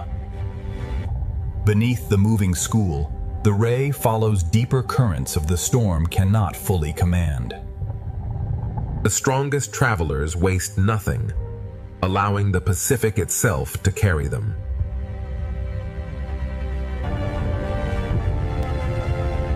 In the open sea, every creature reads the storm differently. Even the gentlest drifters become part of the great motion beneath the storm. Far from the reef, the Pacific reveals predators that travel with the rhythm of the sea rather than the violence of the storm. The Pacific gathers giants not in one place, but across every depth. The school becomes a floating sky beneath the storming sea. The strongest hunters conserve energy, letting the ocean work with them instead of against them. And many hunters follow the same current, each searching without disturbing the balance of the sea. The farther we descend beneath the Pacific, the quieter the storm becomes, yet the ocean grows even more powerful. Even beneath a superstorm, light continues to guide the hidden world below. Invisible life feeds the entire Pacific, one drifting current at a time. Thousands separate for a moment, only to become one once again. Every movement spreads instantly across the school, creating order from countless individual lives. Close to the bottom, larger wings carry life through currents that never stop moving. Different worlds share the same ocean, separated only by depth. Above the Pacific, the storm shapes the light. Below, the light reshapes the ocean. The Pacific reveals itself in layers, each filled with life responding to the same sea. Some giants travel not with force, but with extraordinary grace. Beyond these waters, even greater travelers of the Pacific are already approaching. The Pacific rewards patience, allowing the largest gentle giants to thrive on the smallest drifting life. Far from the reef, the Pacific becomes an endless highway of movement. Every depth of the Pacific carries its own travelers moving in opposite directions. Order survives because every individual responds to the same invisible current. Even the softest creatures become part of the Pacific's immense design. The Pacific Ocean is not one habitat, but countless living worlds stacked together beneath the storm. The storm changes the light, but not the discipline of the sea. Beyond the last blue light, the Pacific still guards a world that few eyes have ever seen. Power in the Pacific often arrives without speed or noise. The Pacific now leaves the familiar world behind and begins its descent into silence. Every powerful swimmer measures its strength against the sea instead of fighting it. Even here, where the sea appears empty, life fills every current. Closer to the bottom, the rhythm of the storm becomes slower and deeper. Even in open water, larger creatures create quiet places for smaller lives. The storm still exists above, but its voice grows quieter with every meter of depth. The Pacific is never empty. Every layer carries another hidden community. Hidden rivers inside the Pacific shape journeys that no surface wave can reveal. The deeper sea replaces speed with patience and light with quiet transparency. The deeper we travel into the Pacific, the more the storm reveals a world united by motion rather than fear. The smallest lights often guide the longest journeys beneath the Pacific. The Pacific Ocean becomes a living sky beneath the storm, filled with countless lives moving together. Life becomes less crowded, but no less extraordinary. Each individual follows simple instincts, yet together they create impossible beauty. What appears to be empty water is actually an endless rain feeding the deep Pacific. Ahead lies the threshold, where daylight gives way to another world. Above, the storm reshapes the light. Below, the ocean reshapes itself. Beyond this fading light, the Pacific keeps secrets that have waited millions of years to be seen. Some of the Pacific's greatest travelers appear almost like silent shadows beneath the living sea. Strength beneath the Pacific is measured by calm precision rather than speed. Here, the Pacific begins to leave the world of sunlight behind. The storm still exists above, but its power is now remembered only through the currents. Every giant in the Pacific carries its own small community. Invisible rivers continue their journey long after the surface has forgotten the storm. The Pacific Ocean is built in layers, each one alive with its own hidden rhythm. The deeper Pacific introduces life that seems almost made from light itself. Even the smallest drifting life continues the story of the Pacific. Together, thousands of small lives become one of the ocean's greatest wonders. With every meter downward, life becomes quieter, but never disappears. Beyond these endless waters, the greatest giants of the Pacific are waiting beneath the storm. The Pacific is shaped by currents hidden far below the reach of wind. Beneath the Pacific superstorm, the ocean's largest travelers move with a calm older than the waves. Some lives remain only as passing shadows until the deep sea chooses to reveal them. Even the storm above cannot hurry the deep rhythm of a giant. Around a giant, the Pacific seems to slow down and expand. Ahead lies the threshold, where the familiar ocean ends and the abyss begins. The largest life and the smallest drifting bodies belong to the same ocean current.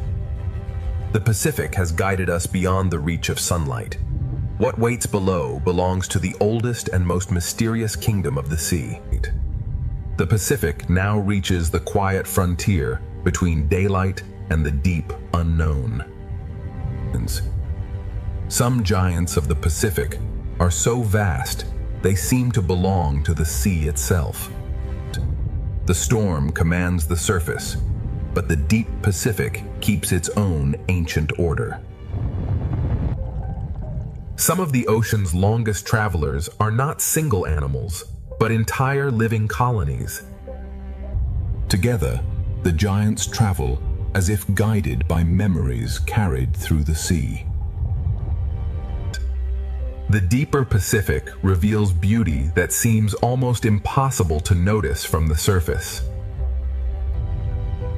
From surface chaos to deep calm, the Pacific holds many worlds at once. Light grows weaker, yet life continues to create its own quiet brilliance. Every falling particle becomes part of the deep Pacific's endless cycle of life. One movement from a giant can ripple through countless smaller lives. The surface storm now feels like a distant memory, carried only by the ocean itself. The open Pacific beneath the storm is not ruled by one creature, but by the movement of all life together. Silence becomes the dominant voice as the Pacific prepares for the abyss. The Pacific Ocean beneath the storm is one connected living world, where every current carries countless lives. Invisible boundaries divide the Pacific more completely than any coastline. Not every giant beneath the Pacific storm is a hunter. Some travel quietly through clouds of life. The deepest travelers reveal themselves only for a moment before returning to darkness. Even the largest travelers move with remarkable gentleness through the open sea. The scale of the Pacific is best understood when a giant passes silently above. The Pacific no longer feels like an ocean of waves, but an ocean of silence. The Pacific holds giants that fly through water with the grace of birds. Every drifting particle carries the story of life deeper into the Pacific.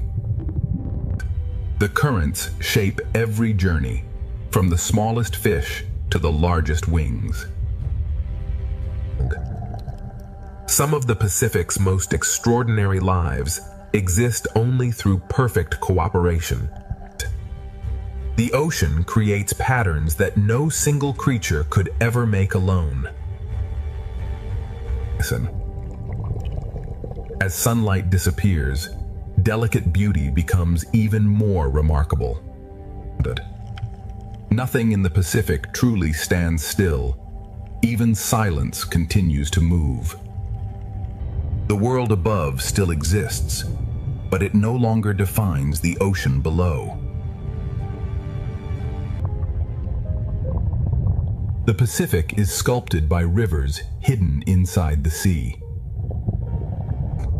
The farther we descend, the more every living shape becomes a rare discovery. The deepest Pacific reveals itself only through brief glimpses and patient observation. Now the Pacific opens the door to the deepest realm, where life has evolved beyond the reach of the sun. The Pacific Ocean now reaches the threshold where sunlight surrenders completely to the deep sea. Even in apparent emptiness, the Pacific Ocean is constantly nourishing life. The strongest rivers of the Pacific Ocean are hidden beneath its surface. Some of the sea's most delicate creatures shine brightest where daylight almost disappears. Cooperation becomes one of the oldest survival strategies in the Pacific Ocean. The storm above has become only a memory carried by the sea. The deeper the Pacific Ocean becomes, the more precious every living encounter feels. The Pacific Ocean never reveals all of its inhabitants at once. Beyond this final darkness, the Pacific Ocean enters a kingdom illuminated not by the sun, but by life itself. For the first time, the Pacific Ocean is no longer illuminated by the sky above, but by the life within it. Everything that falls from the upper sea becomes the beginning of another world. The deepest Pacific Ocean is shaped by currents that never meet the wind. The storm above has finally disappeared, but the ocean continues its ancient journey. The deepest ocean transforms fragile bodies into living constellations. The Pacific Abyss resembles a universe where every falling particle supports unseen life. Some giants of the deep move so slowly, they seem detached from time itself.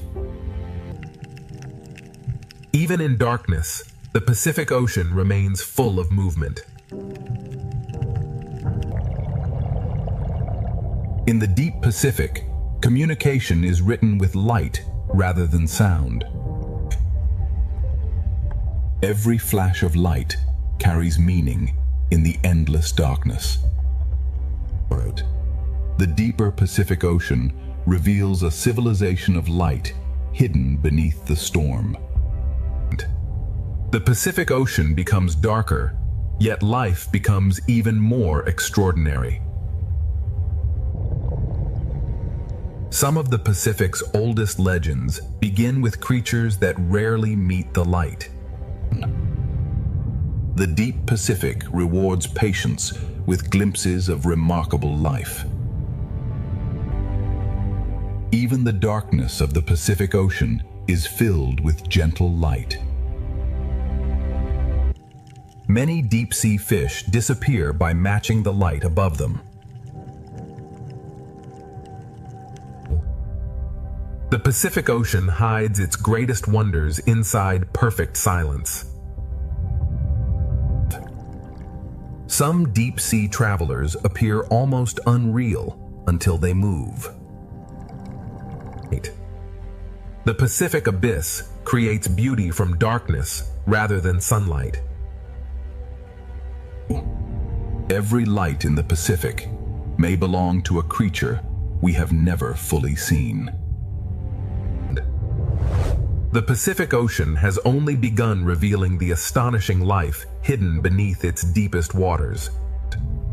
Deeper still, the Pacific Ocean begins to reveal creatures shaped by darkness itself.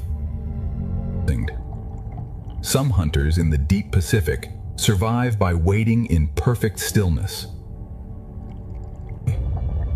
In the abyss, patience can be as powerful as speed. Small lights travel together through the deep, turning darkness into direction. Transparency becomes another way to disappear in the Pacific abyss. In this world, light can attract, warn, confuse, or conceal.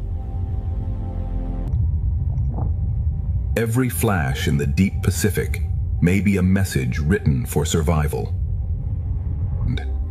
The abyss is not empty darkness. It is a slow ballet of fragile bodies. Every depth of the Pacific has its own rules, its own lights, and its own hidden lives. Ahead, the Pacific abyss grows stranger, and the hidden creatures become harder to imagine. The Pacific abyss now becomes a place where darkness has depth, movement, and life. Some creatures of the deep Pacific have evolved to look through darkness itself. In the abyss, survival often begins with seeing what others cannot. Some lives do not chase the ocean. They stand inside its current and wait. In the deepest Pacific, patience becomes the rhythm of life. Here, light can become a tool, a signal, and a trap. In a world without sunlight, even the smallest glow can change everything. The Pacific abyss survives through stillness, light, pressure, and astonishing adaptation. Deeper along the Pacific Trench, the hidden world grows stranger still. The deepest walls of the Pacific Ocean preserve a history older than any storm above. Even without sunlight, the Pacific Ocean creates islands of life powered from within the earth. Where heat escapes from the earth, entire deep-sea communities gather. Life in the Pacific abyss does not always depend on the sun. Sometimes it depends on the planet itself. Even the largest walkers of the abyss move with remarkable patience. Every movement on the abyssal floor is measured against immense pressure and endless time. Heat, darkness, and drifting life exist together in perfect balance. Camouflage remains one of the oldest survival strategies, even in complete darkness. The Pacific Ocean proves that life can flourish wherever energy can be found. Beyond the last hydrothermal light, the Pacific Ocean still guards mysteries waiting in absolute darkness.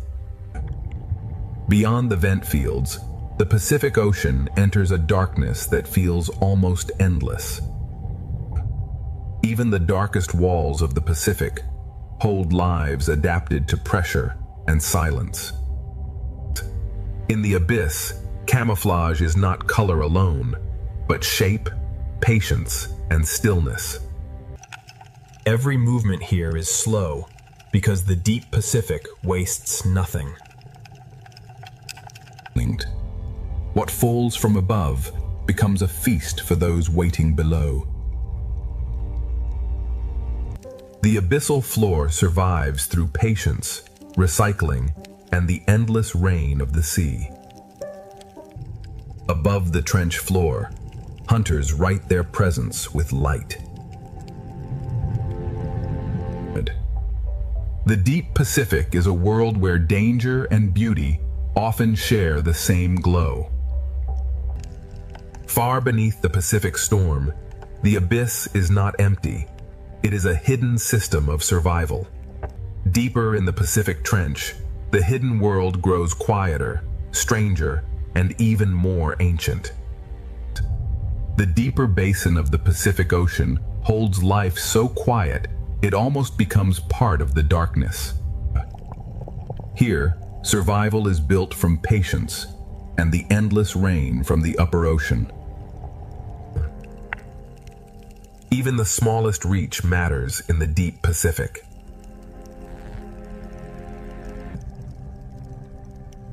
Some creatures of the abyss move through darkness with unexpected grace. The deep sea rewards slow movement, careful energy, and perfect balance. In absolute darkness, a single glow can become a world. Light in the abyss is never wasted.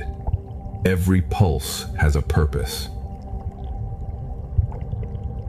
The Pacific Trench turns stone, darkness, and falling food into a living landscape.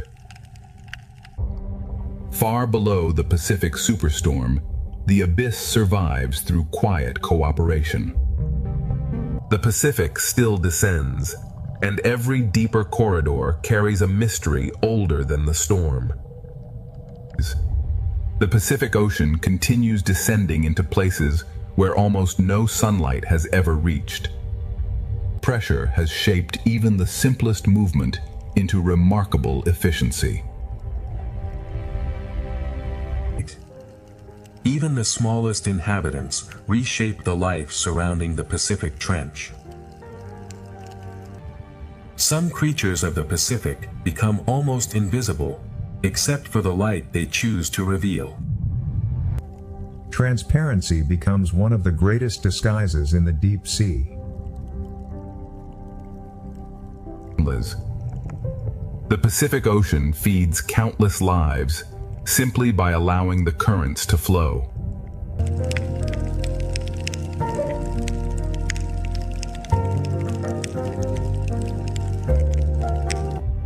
In the Pacific Abyss, even the most fragile life becomes part of the deep current. The deep Pacific turns stone and silence into a living foundation. What falls from the upper ocean becomes the daily bread of the abyss. Here, light can become both invitation and warning. Every glow in the deep Pacific changes the behavior of everything around it. In the abyss, a body can become a message written in light. The deep sea is not empty space, but a layered world of signals, patience, and pressure. On the trench ledge, life survives by wasting nothing and waiting well. Far below the Pacific superstorm, the abyss is a complete world built from darkness. The Pacific still descends, and its deepest secrets are waiting beyond the next darkness. The deepest Pacific Ocean is not empty. It is simply too patient to reveal itself quickly. Here, survival is built from what the upper sea sends down.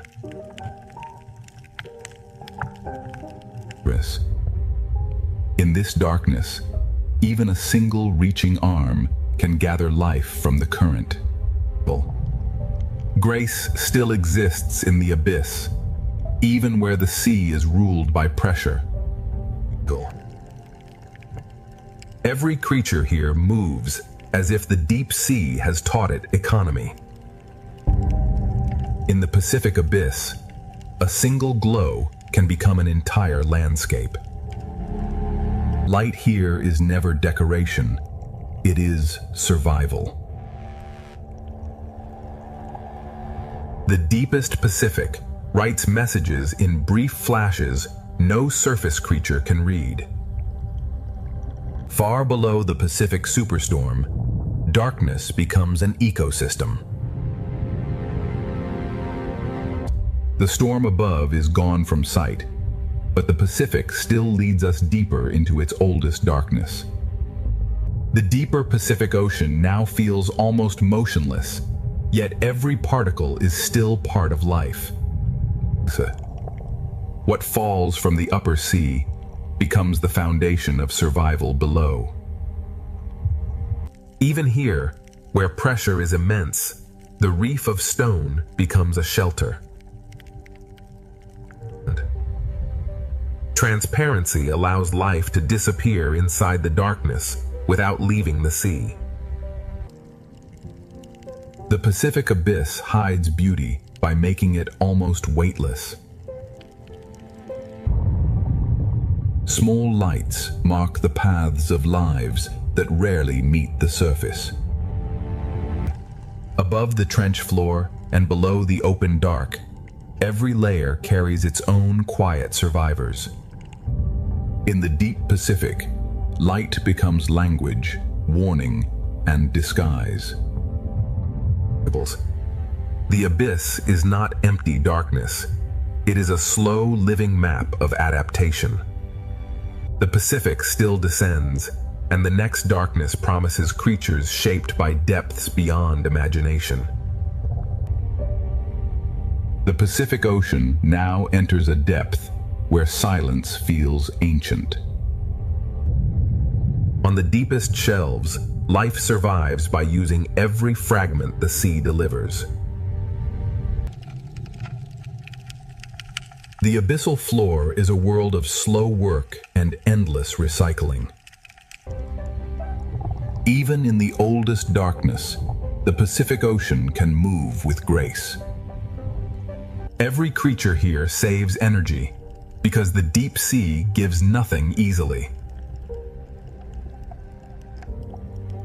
Above the abyssal floor, small lights mark the paths of hidden travelers. In the deep Pacific, the boundary between body and water can almost disappear. Here, light is not decoration. It is a language of survival. Far below the Pacific superstorm, the abyss is a complete world built from patience and light. The Pacific still has deeper darkness ahead, and every unseen shape suggests another secret waiting below. The storm controls the sky, but beneath it, the sea answers with life. At the deepest edge of the Pacific, the storm above has become a memory, but life below continues in darkness. Here, survival depends on what falls from the world above. Great wings move through the storm-shaped sea, as if the ocean itself is guiding them. The Pacific Trench turns stone, pressure, and darkness into a hidden, living landscape. This is not chaos alone. It is the Pacific reorganizing life through movement. The storm scatters life for a moment, but the current brings it back together. In this realm, a single point of light can change the entire sea around it. Light becomes language, warning, and survival in the deepest Pacific. Beneath the Pacific superstorm, life survives not by escaping the force, but by becoming part of it. Even here, where darkness feels endless, the ocean still carries grace. The Pacific Ocean is no longer resisting the storm, it is turning the storm into movement. The abyss survives through patience, recycling, and the smallest gifts from the sea above. And every pulse of pressure becomes a new shape for survival. The dark Pacific is filled with fragile lights, each one moving through pressure and silence. The larger hunters follow the storm's design, waiting where the current gathers life. The storm has opened a feeding corridor between darkness and light. Beneath the Pacific superstorm, darkness itself becomes a complete ecosystem. From the deepest Pacific, hidden currents begin carrying life upward again. From the deepest darkness, the Pacific begins sending life back toward the upper sea.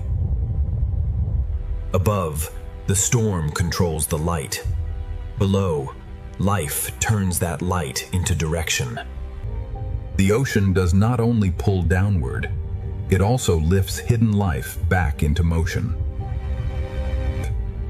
Even at the storm's peak, the great wings of the Pacific keep their ancient calm. Even when the current changes direction, the deep keeps speaking through light. This is the hidden machinery of the Pacific, where pressure, food, and instinct move together. At the edge of the abyss, even gentle movement can reshape the world around it. For a moment, the storm scatters everything, and then the ocean begins to organize itself again.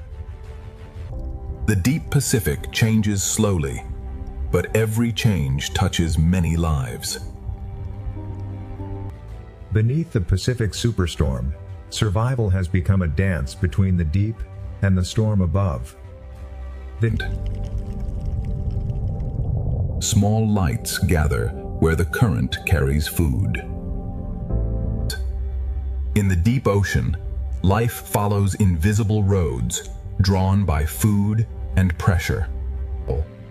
The Pacific abyss is never still. It is a crossing of movements too slow for the surface to notice. What begins in darkness may feed the brighter ocean above. The Pacific storm may rage above, but far below, hidden currents are already rebuilding the path of life. From the deep Pacific, life begins to rise again through currents no eye can see from above. Where food rises, even the smallest lights begin to gather. In the deep sea, direction is written by food, pressure, and light. Below, the slow world continues, while above it, another journey begins. The deep Pacific carries fragile lives upward, without sound, without urgency, and without waste. Some lives survive the open darkness by becoming many bodies with one purpose. Predators also follow the rising path, reading the glow of smaller lives. The Pacific is a crossing of hidden roads, some falling, some rising, all carrying life.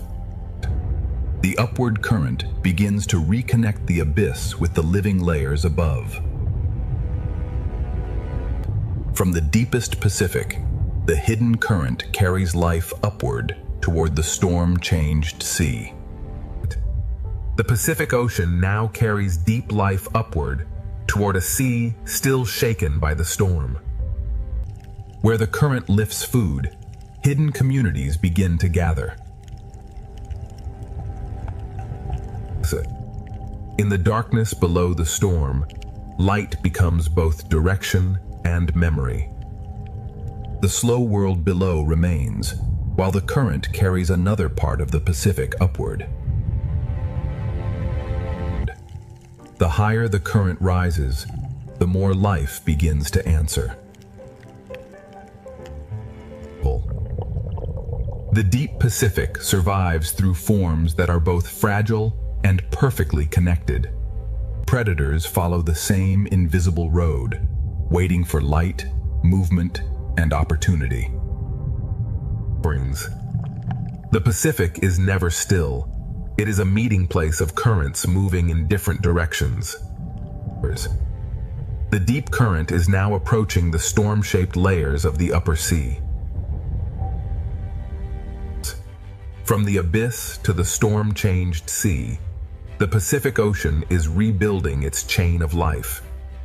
The Pacific Ocean is now caught between two forces, the deep current rising and the storm current pressing down.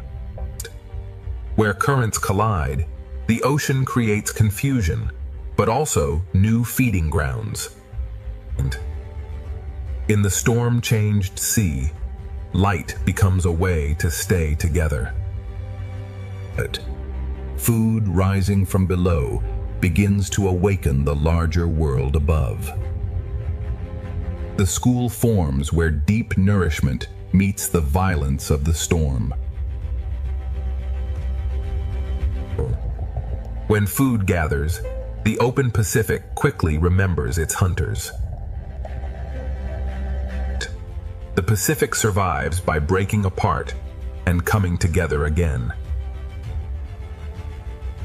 The storm above now reaches this layer through light, pressure, and moving shadow. This is the storm's hidden effect, not destruction alone, but a reshaping of the entire food chain. Beneath the Pacific superstorm, the ocean is rebuilding life through motion, pressure, hunger, and light. The Pacific Ocean is rebuilding life at the very place where opposing currents meet. Where food gathers, the ocean quickly gathers life around it. With the smallest fish survive the chaos by becoming one larger shape. The storm may scatter the sea, but hunger knows how to follow order.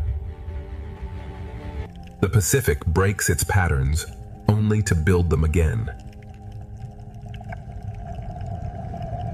The storm above reaches this world through pressure, shadow, and sudden light. The storm creates risk, but it also brings the ocean's hidden food into reach. Every change in the current becomes a new shape for survival. This is the Pacific's hidden response to the storm, a food chain rebuilt in motion. As the current rises toward the storm, the Pacific gathers more life into the same powerful flow. As the deep current rises, the storm-changed Pacific gathers life into one powerful moving layer. The smallest fish answer the storm with unity. Where food gathers, the larger travelers follow with quiet precision. The Pacific keeps reshaping life, breaking one pattern and building another. The storm reaches down not as wind, but as shadow, pressure, and restless light. The storm creates danger, but it also brings hidden food into reach. Every change in the sea becomes a new shape for survival. But even in a storm-change ocean, some giants move with quiet grace. The Pacific is rebuilding its food chain through collision, movement, and light. Now the storm and the deep current meet in one crowded layer, and the Pacific prepares for its most powerful movement yet. Here, the Pacific Ocean becomes a meeting point of hunger, pressure, and movement. The school survives by becoming one shape, faster than fear can divide it. The storm does not stop the hunters. It teaches them where the current will carry food. The storm turns the water column into a feeding ground built from chaos.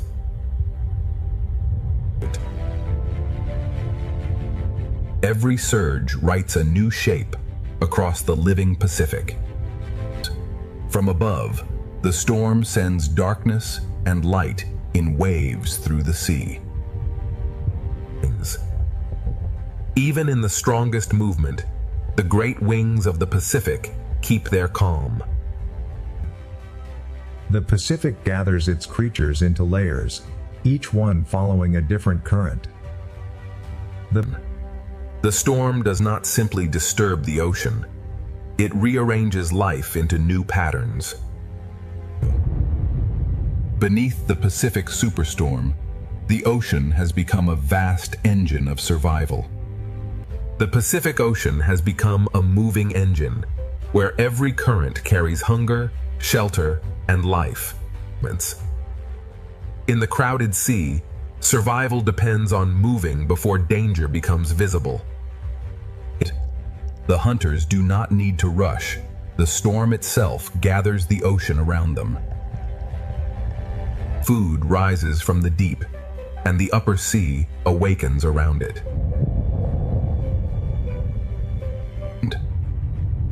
The Pacific keeps rewriting the shape of life with every surge. Beneath the Pacific superstorm, life is not waiting for calm. It is learning to move with the storm.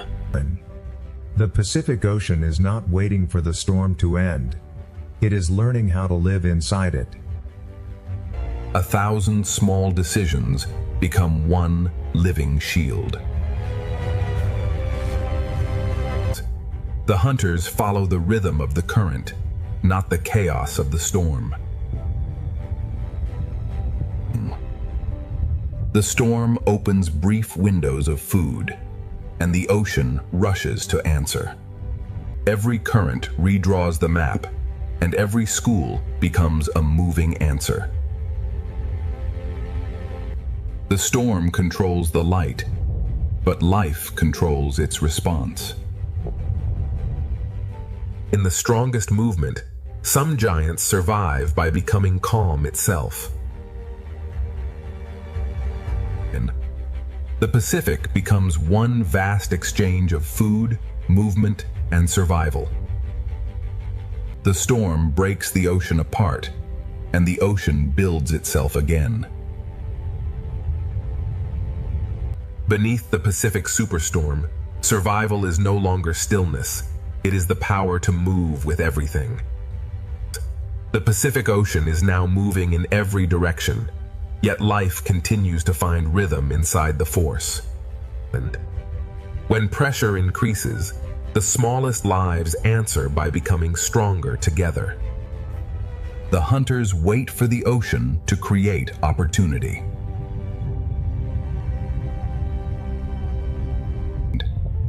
The storm has turned the water column into a crowded path of hunger and chance. The Pacific breaks one living shape into many, then gathers it back again. At last, beneath the Pacific Ocean, the storm begins to loosen its grip. The smallest fish feel the change first, spreading back into the sea as pressure begins to ease. As the storm weakens, hunger no longer gathers every creature into the same narrow path. The sea does not become still at once. It returns to balance, one movement at a time. Above, the storm is passing. Below, the Pacific begins to remember its light. The great wings of the Pacific move through the fading storm, as if guiding the sea back toward calm. After the strongest movement, the Pacific does not empty. It reorganizes. Clarity returns not as silence, but as a new order moving through the water. The open Pacific begins sending life back toward the shelters that endured the storm. The storm has not vanished completely, but the Pacific Ocean is already beginning its recovery. The Pacific Ocean begins guiding life back toward the shelters that survived below. The reef receives the returning fish, and the ocean begins to feel familiar again. The smallest survivors return first, testing the water one cautious movement at a time. The reef did not escape the storm, but it held on long enough for balance to return. On the seafloor, the smallest homes are rebuilt, grain by grain. The same shelters that protected life now become doorways back into the open reef. The Pacific Ocean does not return to peace all at once. It softens one current at a time. Those that waited in darkness begin to move again as the reef opens. Even after the storm, the reef keeps its old boundaries between caution and hunger. The Pacific Ocean is still changing, but the reef has begun to breathe again. The Pacific Ocean begins to reveal what the storm could not take away. Fear loosens slowly, and the smallest fish begin to reclaim the reef. Every surface of the reef begins working again in the returning calm.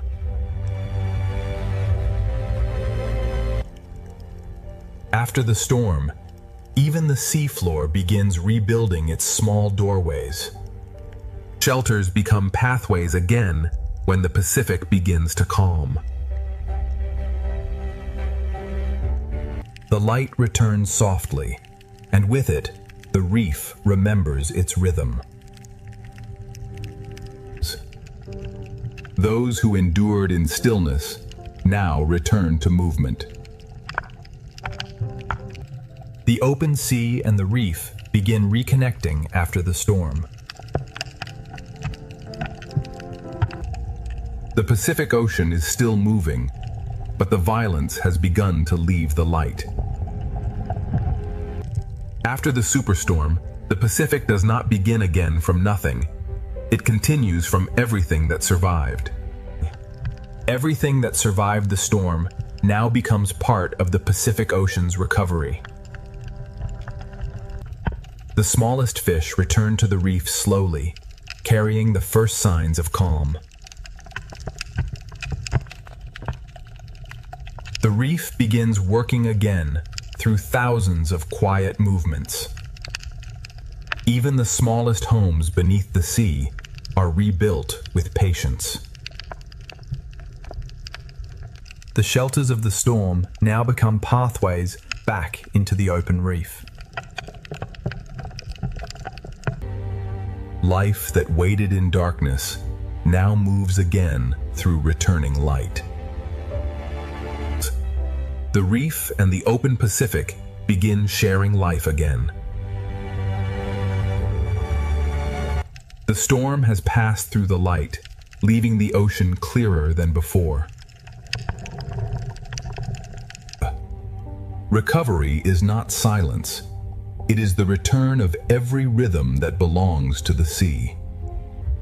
Beneath the Pacific Ocean, the storm has become memory, and life continues forward. The Pacific Ocean does not forget the storm, but it has already begun moving beyond it. The smallest lives return first, trusting the reef one movement at a time. Every small movement shows that the reef is alive again. After the storm, even the sand remembers how to hold life. The shelters that protected life now open back into the sea. Those that endured in darkness now return to the colors of the reef. The reef and the open Pacific begin sharing the same calm current again. The storm has passed through the light, and the Pacific begins to shine again. Recovery is not a single moment. It is the return of every rhythm that belongs to the ocean. Beneath the Pacific Ocean, the storm has ended its strongest chapter, but life continues writing the next one. The Pacific Ocean continues forward, carrying the memory of the storm inside a calmer sea. The smallest survivors now move with a new confidence across the reef.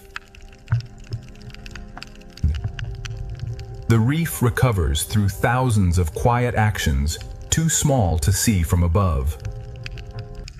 Even the seafloor begins to rebuild its order after the storm. The places that once held fear now become pathways back into life.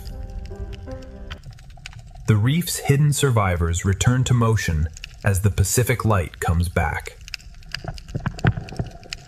The reef and the open Pacific begin to breathe together again. The violence has left the light, but the light still remembers the storm. The Pacific Ocean heals through rhythm, not stillness. After the Pacific superstorm, life does not simply survive, it begins to spread again. After the storm, the Pacific Ocean begins to widen again, giving life room to move. The reef's smallest workers return quietly, repairing the world without sound. Every hidden corner begins to work again as the Pacific settles. The storm changed the sand, but life has already begun writing new paths across it. Food still moves through the water, but now the sea carries it with softness. Those that waded through darkness now return to color, motion, and choice. The reef and the open Pacific reconnect through every returning school. The sky above has calmed, and the Pacific begins to glow from within. The Pacific Ocean recovers not by standing still, but by restoring every living rhythm. The storm has passed, but the Pacific Ocean carries its lesson forward in every current.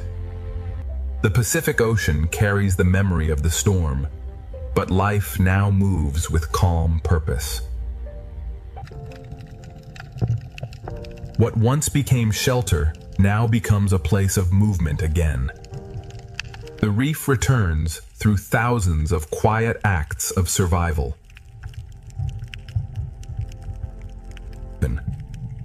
Even the smallest homes beneath the sea are part of the ocean's recovery. The same currents that once brought pressure now carry food and light. The hidden survivors return not with haste, but with the careful rhythm of the reef. The reef and the open Pacific share one calm current again. The storm has left the surface, and the sea below begins to shine again.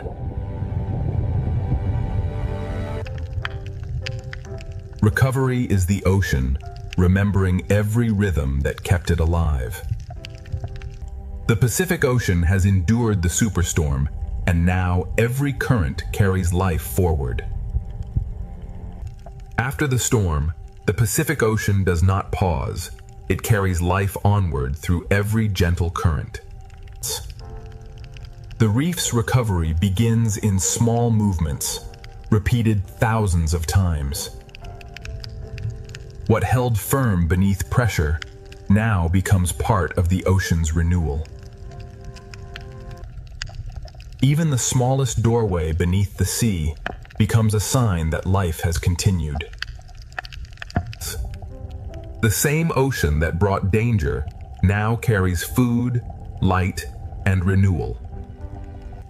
The hidden survivors return to the open reef, carrying the memory of stillness into motion. The reef and the open Pacific reconnect through movement shared by every returning school. The light that returns after the storm feels deeper because the sea has endured darkness. The Pacific Ocean heals by returning each life to its place within the whole. The superstorm has passed, but the Pacific Ocean remains alive, connected, and endlessly moving forward. The Pacific Ocean moves forward, not by forgetting the storm, but by carrying life beyond it.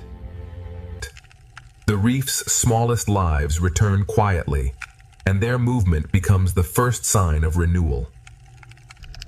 Every hidden corner that endured the storm now helps rebuild the whole reef.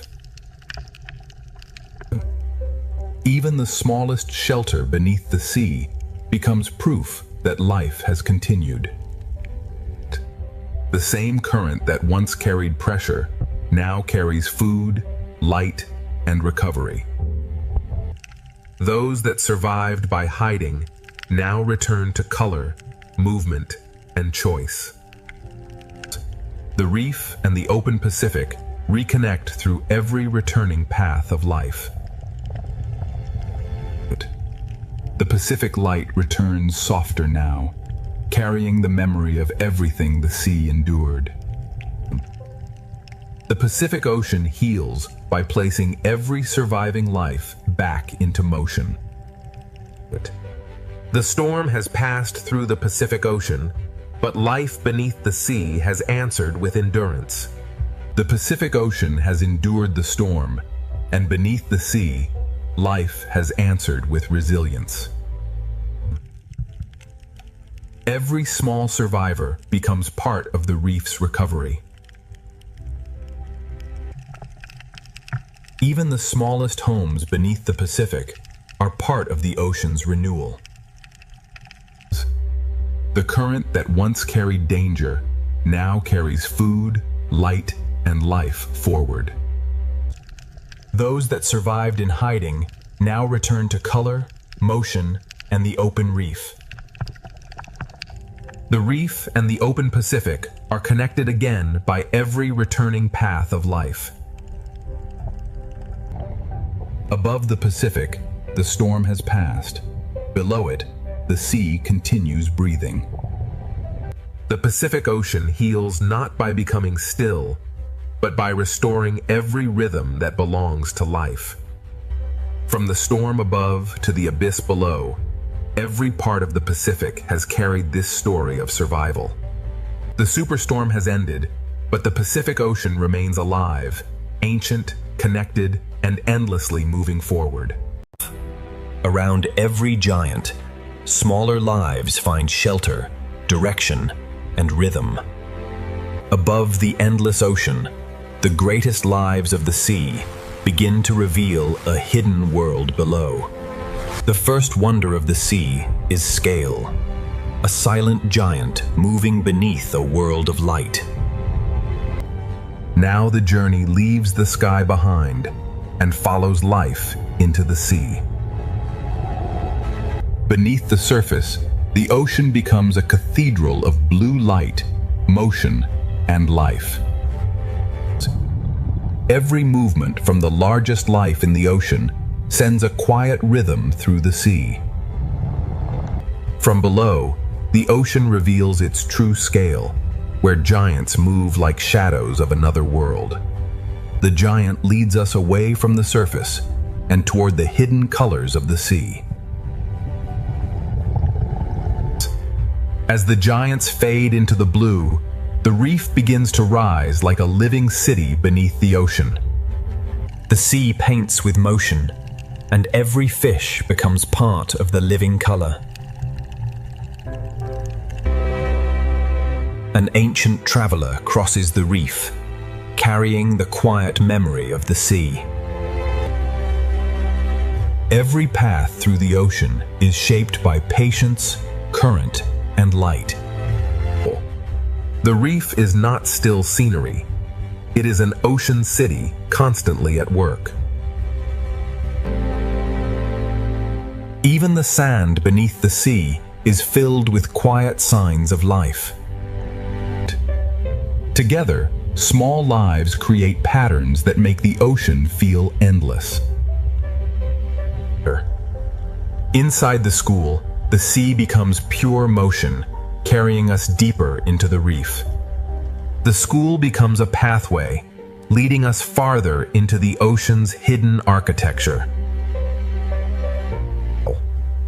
Every tower of coral is a crowded ocean neighborhood, built by life over time. Color here is not decoration, it is the language of the reef. The reef holds secret spaces where the ocean slows down and becomes quiet. The ocean survives through small relationships that happen far from the surface. What looks like one wall is really thousands of lives holding the reef together. From every hidden corner, the reef opens again toward the wider sea.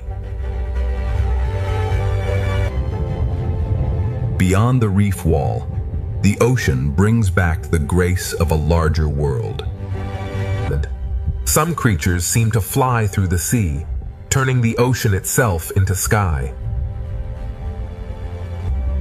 The reef has shown its colors, but the open ocean is still calling us forward. The reef begins to fall away, and the wider ocean invites us into deeper blue. At this edge, the ocean changes mood without losing its beauty.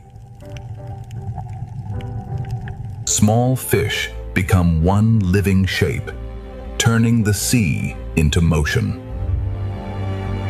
And inside the school, the ocean feels endless, alive, and perfectly connected. Beyond the reef, another gentle giant rises from the blue. The ocean's largest travelers move with a silence that makes the sea feel sacred. Around every giant, smaller lives find shelter, direction, and rhythm. From below, the sea turns a living giant into a moving constellation. The giant fades into the blue, but its path leads us back toward the living reef. From open blue back to coral color, the ocean keeps unfolding one world into another. The ocean has brought us back to the reef, where color becomes the next great discovery. Every opening in the coral leads to another chamber of life. The reef is not a single place, but a maze of living rooms beneath the sea. Among the colors, ancient travelers pause as if the ocean itself is breathing. The deeper we look, the more the ocean fills every space with life. Small lives gather into great movement, and the sea becomes a living pattern. Here, the ocean becomes a theater of color, scale, and silent motion. Everything in the reef is connected by currents too soft for the eye to measure. From sky to surface, from surface to reef, the ocean has opened the door to its hidden kingdom. Ahead lies the coral kingdom, where the ocean's colors will become even more alive. The first chapter does not end with discovery. It opens wider into the living colors of the sea. Every wall of coral becomes a doorway, and every doorway leads deeper into the ocean's design. Beneath the moving colors, the ocean floor holds quieter lives that keep the reef alive. The sea gathers small lives into shapes that feel larger than the reef itself. Inside the school, the ocean becomes a river made entirely of life. Ancient travelers pass through the reef as if they know every current by memory. The reef, the giants, and the open sea are never separate. They are one moving world. From the smallest cleaner to the largest shadow, the ocean builds wonder in layers. A single coral tower can feel like a whole ocean when every surface is alive. The ocean has shown us its entrance, and now the Coral Kingdom is ready to reveal its full brilliance. The Coral Kingdom opens wider, and the ocean turns color into living motion. Every bright surface of the sea hides a smaller world working quietly beneath it. The deeper we follow one small life, the larger the ocean becomes. In the calmest spaces of the sea, ancient travelers move as if time itself has slowed. Life does not simply pass through the reef. It shapes the ocean with every movement. When thousands move as one, the sea becomes a single breathing shape. The ocean connects tiny sparks of life with giants moving silently above. Even beneath the brightest reef, the seafloor holds its own quiet choreography. The ocean keeps lifting us from detail into wonder, from one hidden life into thousands more. The first chapter has opened the door, but the brightest heart of the ocean is still ahead. The ocean draws us deeper, where every color seems to lead toward another hidden world. Continuing through the gateway, we observe the stunning bioluminescence of the coral pillar, teeming with life as the silver spratfish. The reef hides its wonders in chambers, and each chamber opens like a secret beneath the sea. Even the quiet floor of the ocean is filled with movement, patience, and design. From the sea floor to the open water, the ocean is always rising into motion. Through the living cloud, an ancient traveler appears again, carrying the calm rhythm of the reef. The reef, the turtle, and the open sea move together as one long breath. Every layer of the ocean leads the eye forward, from small color to giant shadow. This living amphitheater is only the beginning of the ocean's deeper brilliance. Ahead, the ocean's coral kingdom waits in full color, ready to pull us even deeper. The ocean pulls us deeper, where color gathers into a living cathedral beneath the sea. From far away it looks like beauty, but up close the ocean becomes endless work. Every passage beneath the sea feels designed to lead the eye toward another wonder.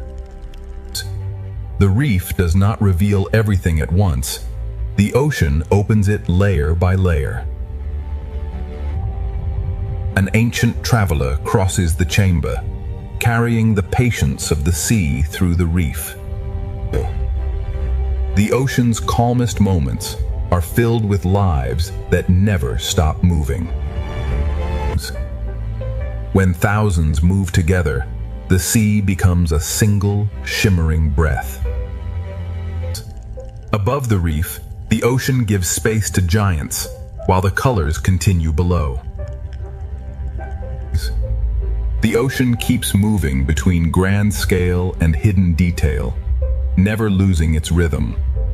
The first chapter keeps widening, and the ocean's brightest kingdom is still waiting ahead. The ocean's brightest kingdom begins to rise ahead, pulling every current toward color. From a distance, the reef is breathtaking. Up close, the sea becomes infinite. One small fish can lead us into a chamber the ocean has kept hidden. Beneath the coral colors, the ocean floor carries its own quiet life. The sea lifts the smallest lives upward, until they become a shining cloud. Through the living cloud, an ancient traveler returns, slow and steady in the ocean light. The turtle moves between the reef and the open sea as if both are one breath. Every layer of the ocean leads forward, from tiny color to giant shadow. This living amphitheater is only the entrance to the ocean's deeper brilliance. Ahead, the ocean's coral kingdom waits in full brilliance, ready to carry us into the next chapter. The first doorway has opened, and the ocean now leads us toward its brightest kingdom. Every color in the sea is alive, and every surface holds another hidden story. The ocean does not reveal itself all at once. It invites us deeper, one chamber at a time. Even the quiet floor of the sea is part of the reef's living heartbeat. From the smallest lives, the ocean creates movement vast enough to fill the blue. Between the tiny school and the ancient traveler, the sea shows every scale of wonder. The reef carries every traveler forward, from bright shallows toward a deeper kingdom of color. The opening journey has shown us giants, reefs, and hidden life, but the heart of the ocean is still ahead. This living amphitheater is the final gate of our beginning, a bridge from wonder into full discovery. Part 1 ends at the doorway. Ahead, the ocean's coral kingdom begins to shine in its full brilliance. Now the ocean opens its coral kingdom, where color, shelter, and life become one. Every tower of coral is a living city built slowly beneath the sea. The closer we move, the more the ocean turns beauty into detail. One small fish can guide us into a chamber the sea has hidden from above. Beneath the coral colors, the ocean floor holds a quieter rhythm of life. The smallest lives gather into motion, and the sea becomes a shining current. Through the silver cloud, an ancient traveler returns to the heart of the reef. The turtle moves through the coral kingdom as if every current knows its path. Here, the reef becomes a kingdom of layers, each one alive with movement. The coral kingdom is only beginning to unfold, and the ocean still holds deeper colors ahead. Deeper inside the coral kingdom, the ocean becomes richer, brighter, and more alive. The ocean's brilliance is built by lives almost too small to see. Each doorway in the reef reveals another secret room beneath the sea. Even below the colors, the ocean floor continues the story in silence. The sea turns tiny bodies into one great moving light. Through motion, the ocean guides us from one living scene to the next. The reef's colors are not still. They move, feed, hide, and return. Above the coral kingdom, the ocean still carries the grace of giants. From shadow to color, the sea connects every layer of life. The coral kingdom stretches farther ahead, and the ocean's living colors are still unfolding. The ocean's colors continue to unfold, revealing a kingdom built from movement and light. The closer we look, the more the sea turns color into countless living details. one small fish can lead us deeper into the ocean's secret architecture. Beneath the bright coral, the ocean floor keeps its own quiet rhythm. The sea gathers its smallest lives into a shining cloud that moves as one. Through motion, the ocean leads us from hidden detail into wider beauty. Every current in the reef carries color, food, shelter, and direction. Above the reef, the ocean still makes space for giants moving in silence. The shadow of a giant passes over thousands of smaller lives, all connected by the same sea. The coral kingdom keeps expanding, and the ocean still has more hidden chambers to reveal. The coral kingdom leads us inward, where the ocean hides its most delicate rooms.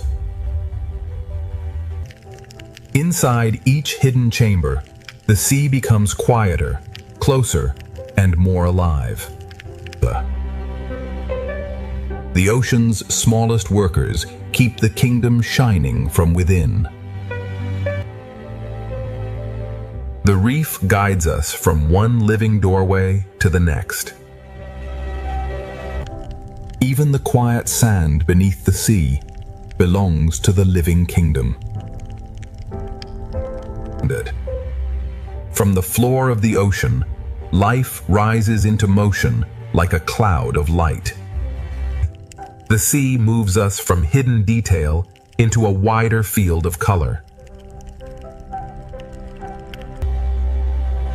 Across the Coral Valley, the ocean brings ancient travelers back into view. The turtle carries the calm of the reef through a kingdom always in motion. The coral kingdom breathes through every layer, and the ocean still opens farther ahead. The coral kingdom has shown its layers, but the ocean is still guiding us beyond the reef. Before the reef falls behind, the sea reminds us that every detail here is alive.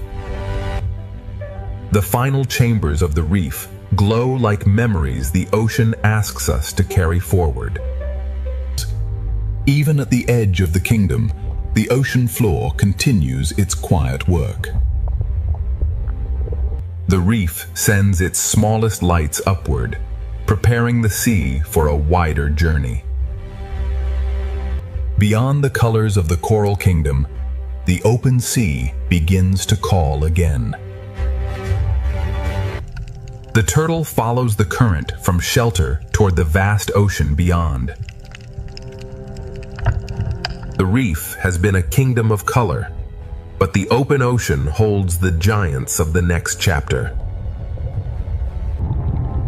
As the coral fades behind us, a larger shadow begins to rise from the blue. Part 2 leaves the coral kingdom behind, and ahead, the open ocean reveals its gentle giants. Before the giants fully appear, the reef sends one final wave of life into the open sea. The coral kingdom does not end suddenly. It fades slowly into the wider ocean. Even at the edge of the reef, the seafloor continues its quiet choreography. The reef lifts its smallest lights into the blue, as if preparing the ocean for something larger. The turtle becomes our guide from the colored reef into the calm blue distance. Behind us, color. Ahead, scale. Between them, the ocean carries every life forward. The open ocean begins to replace the reef with space, silence, and enormous grace. At this boundary, the coral kingdom becomes memory, and the sea ahead becomes possibility. The reef releases us gently, letting the current carry us toward the giants. Part 2 closes as the coral kingdom fades, and ahead, The open ocean prepares to reveal its gentle giants. The reef falls behind like a memory, and the ocean ahead begins to grow larger. Beyond the coral kingdom, the sea becomes quieter, wider, and filled with expectation. Even where the reef begins to disappear, the ocean still carries traces of its color. The small fish leave the reef in waves, carrying its rhythm into the open sea. The turtle moves between worlds, leaving color behind and entering the quiet blue. Behind us lies shelter.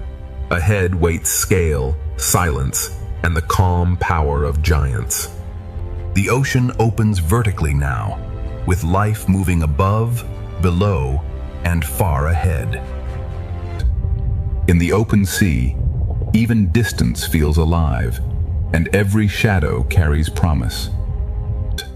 The coral kingdom has almost vanished, but its life continues forward through the current. The ocean has carried us from color into vastness, and the gentle giants are now waiting ahead.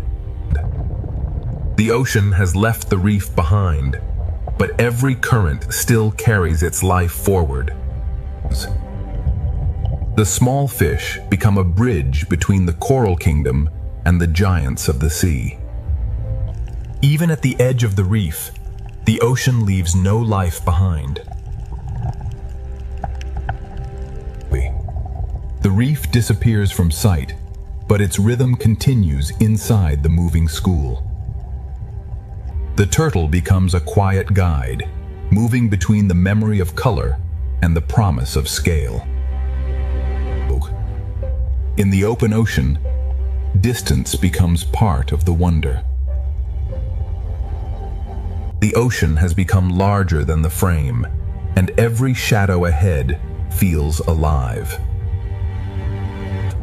Food, light, and movement gather here, drawing the giants closer without sound.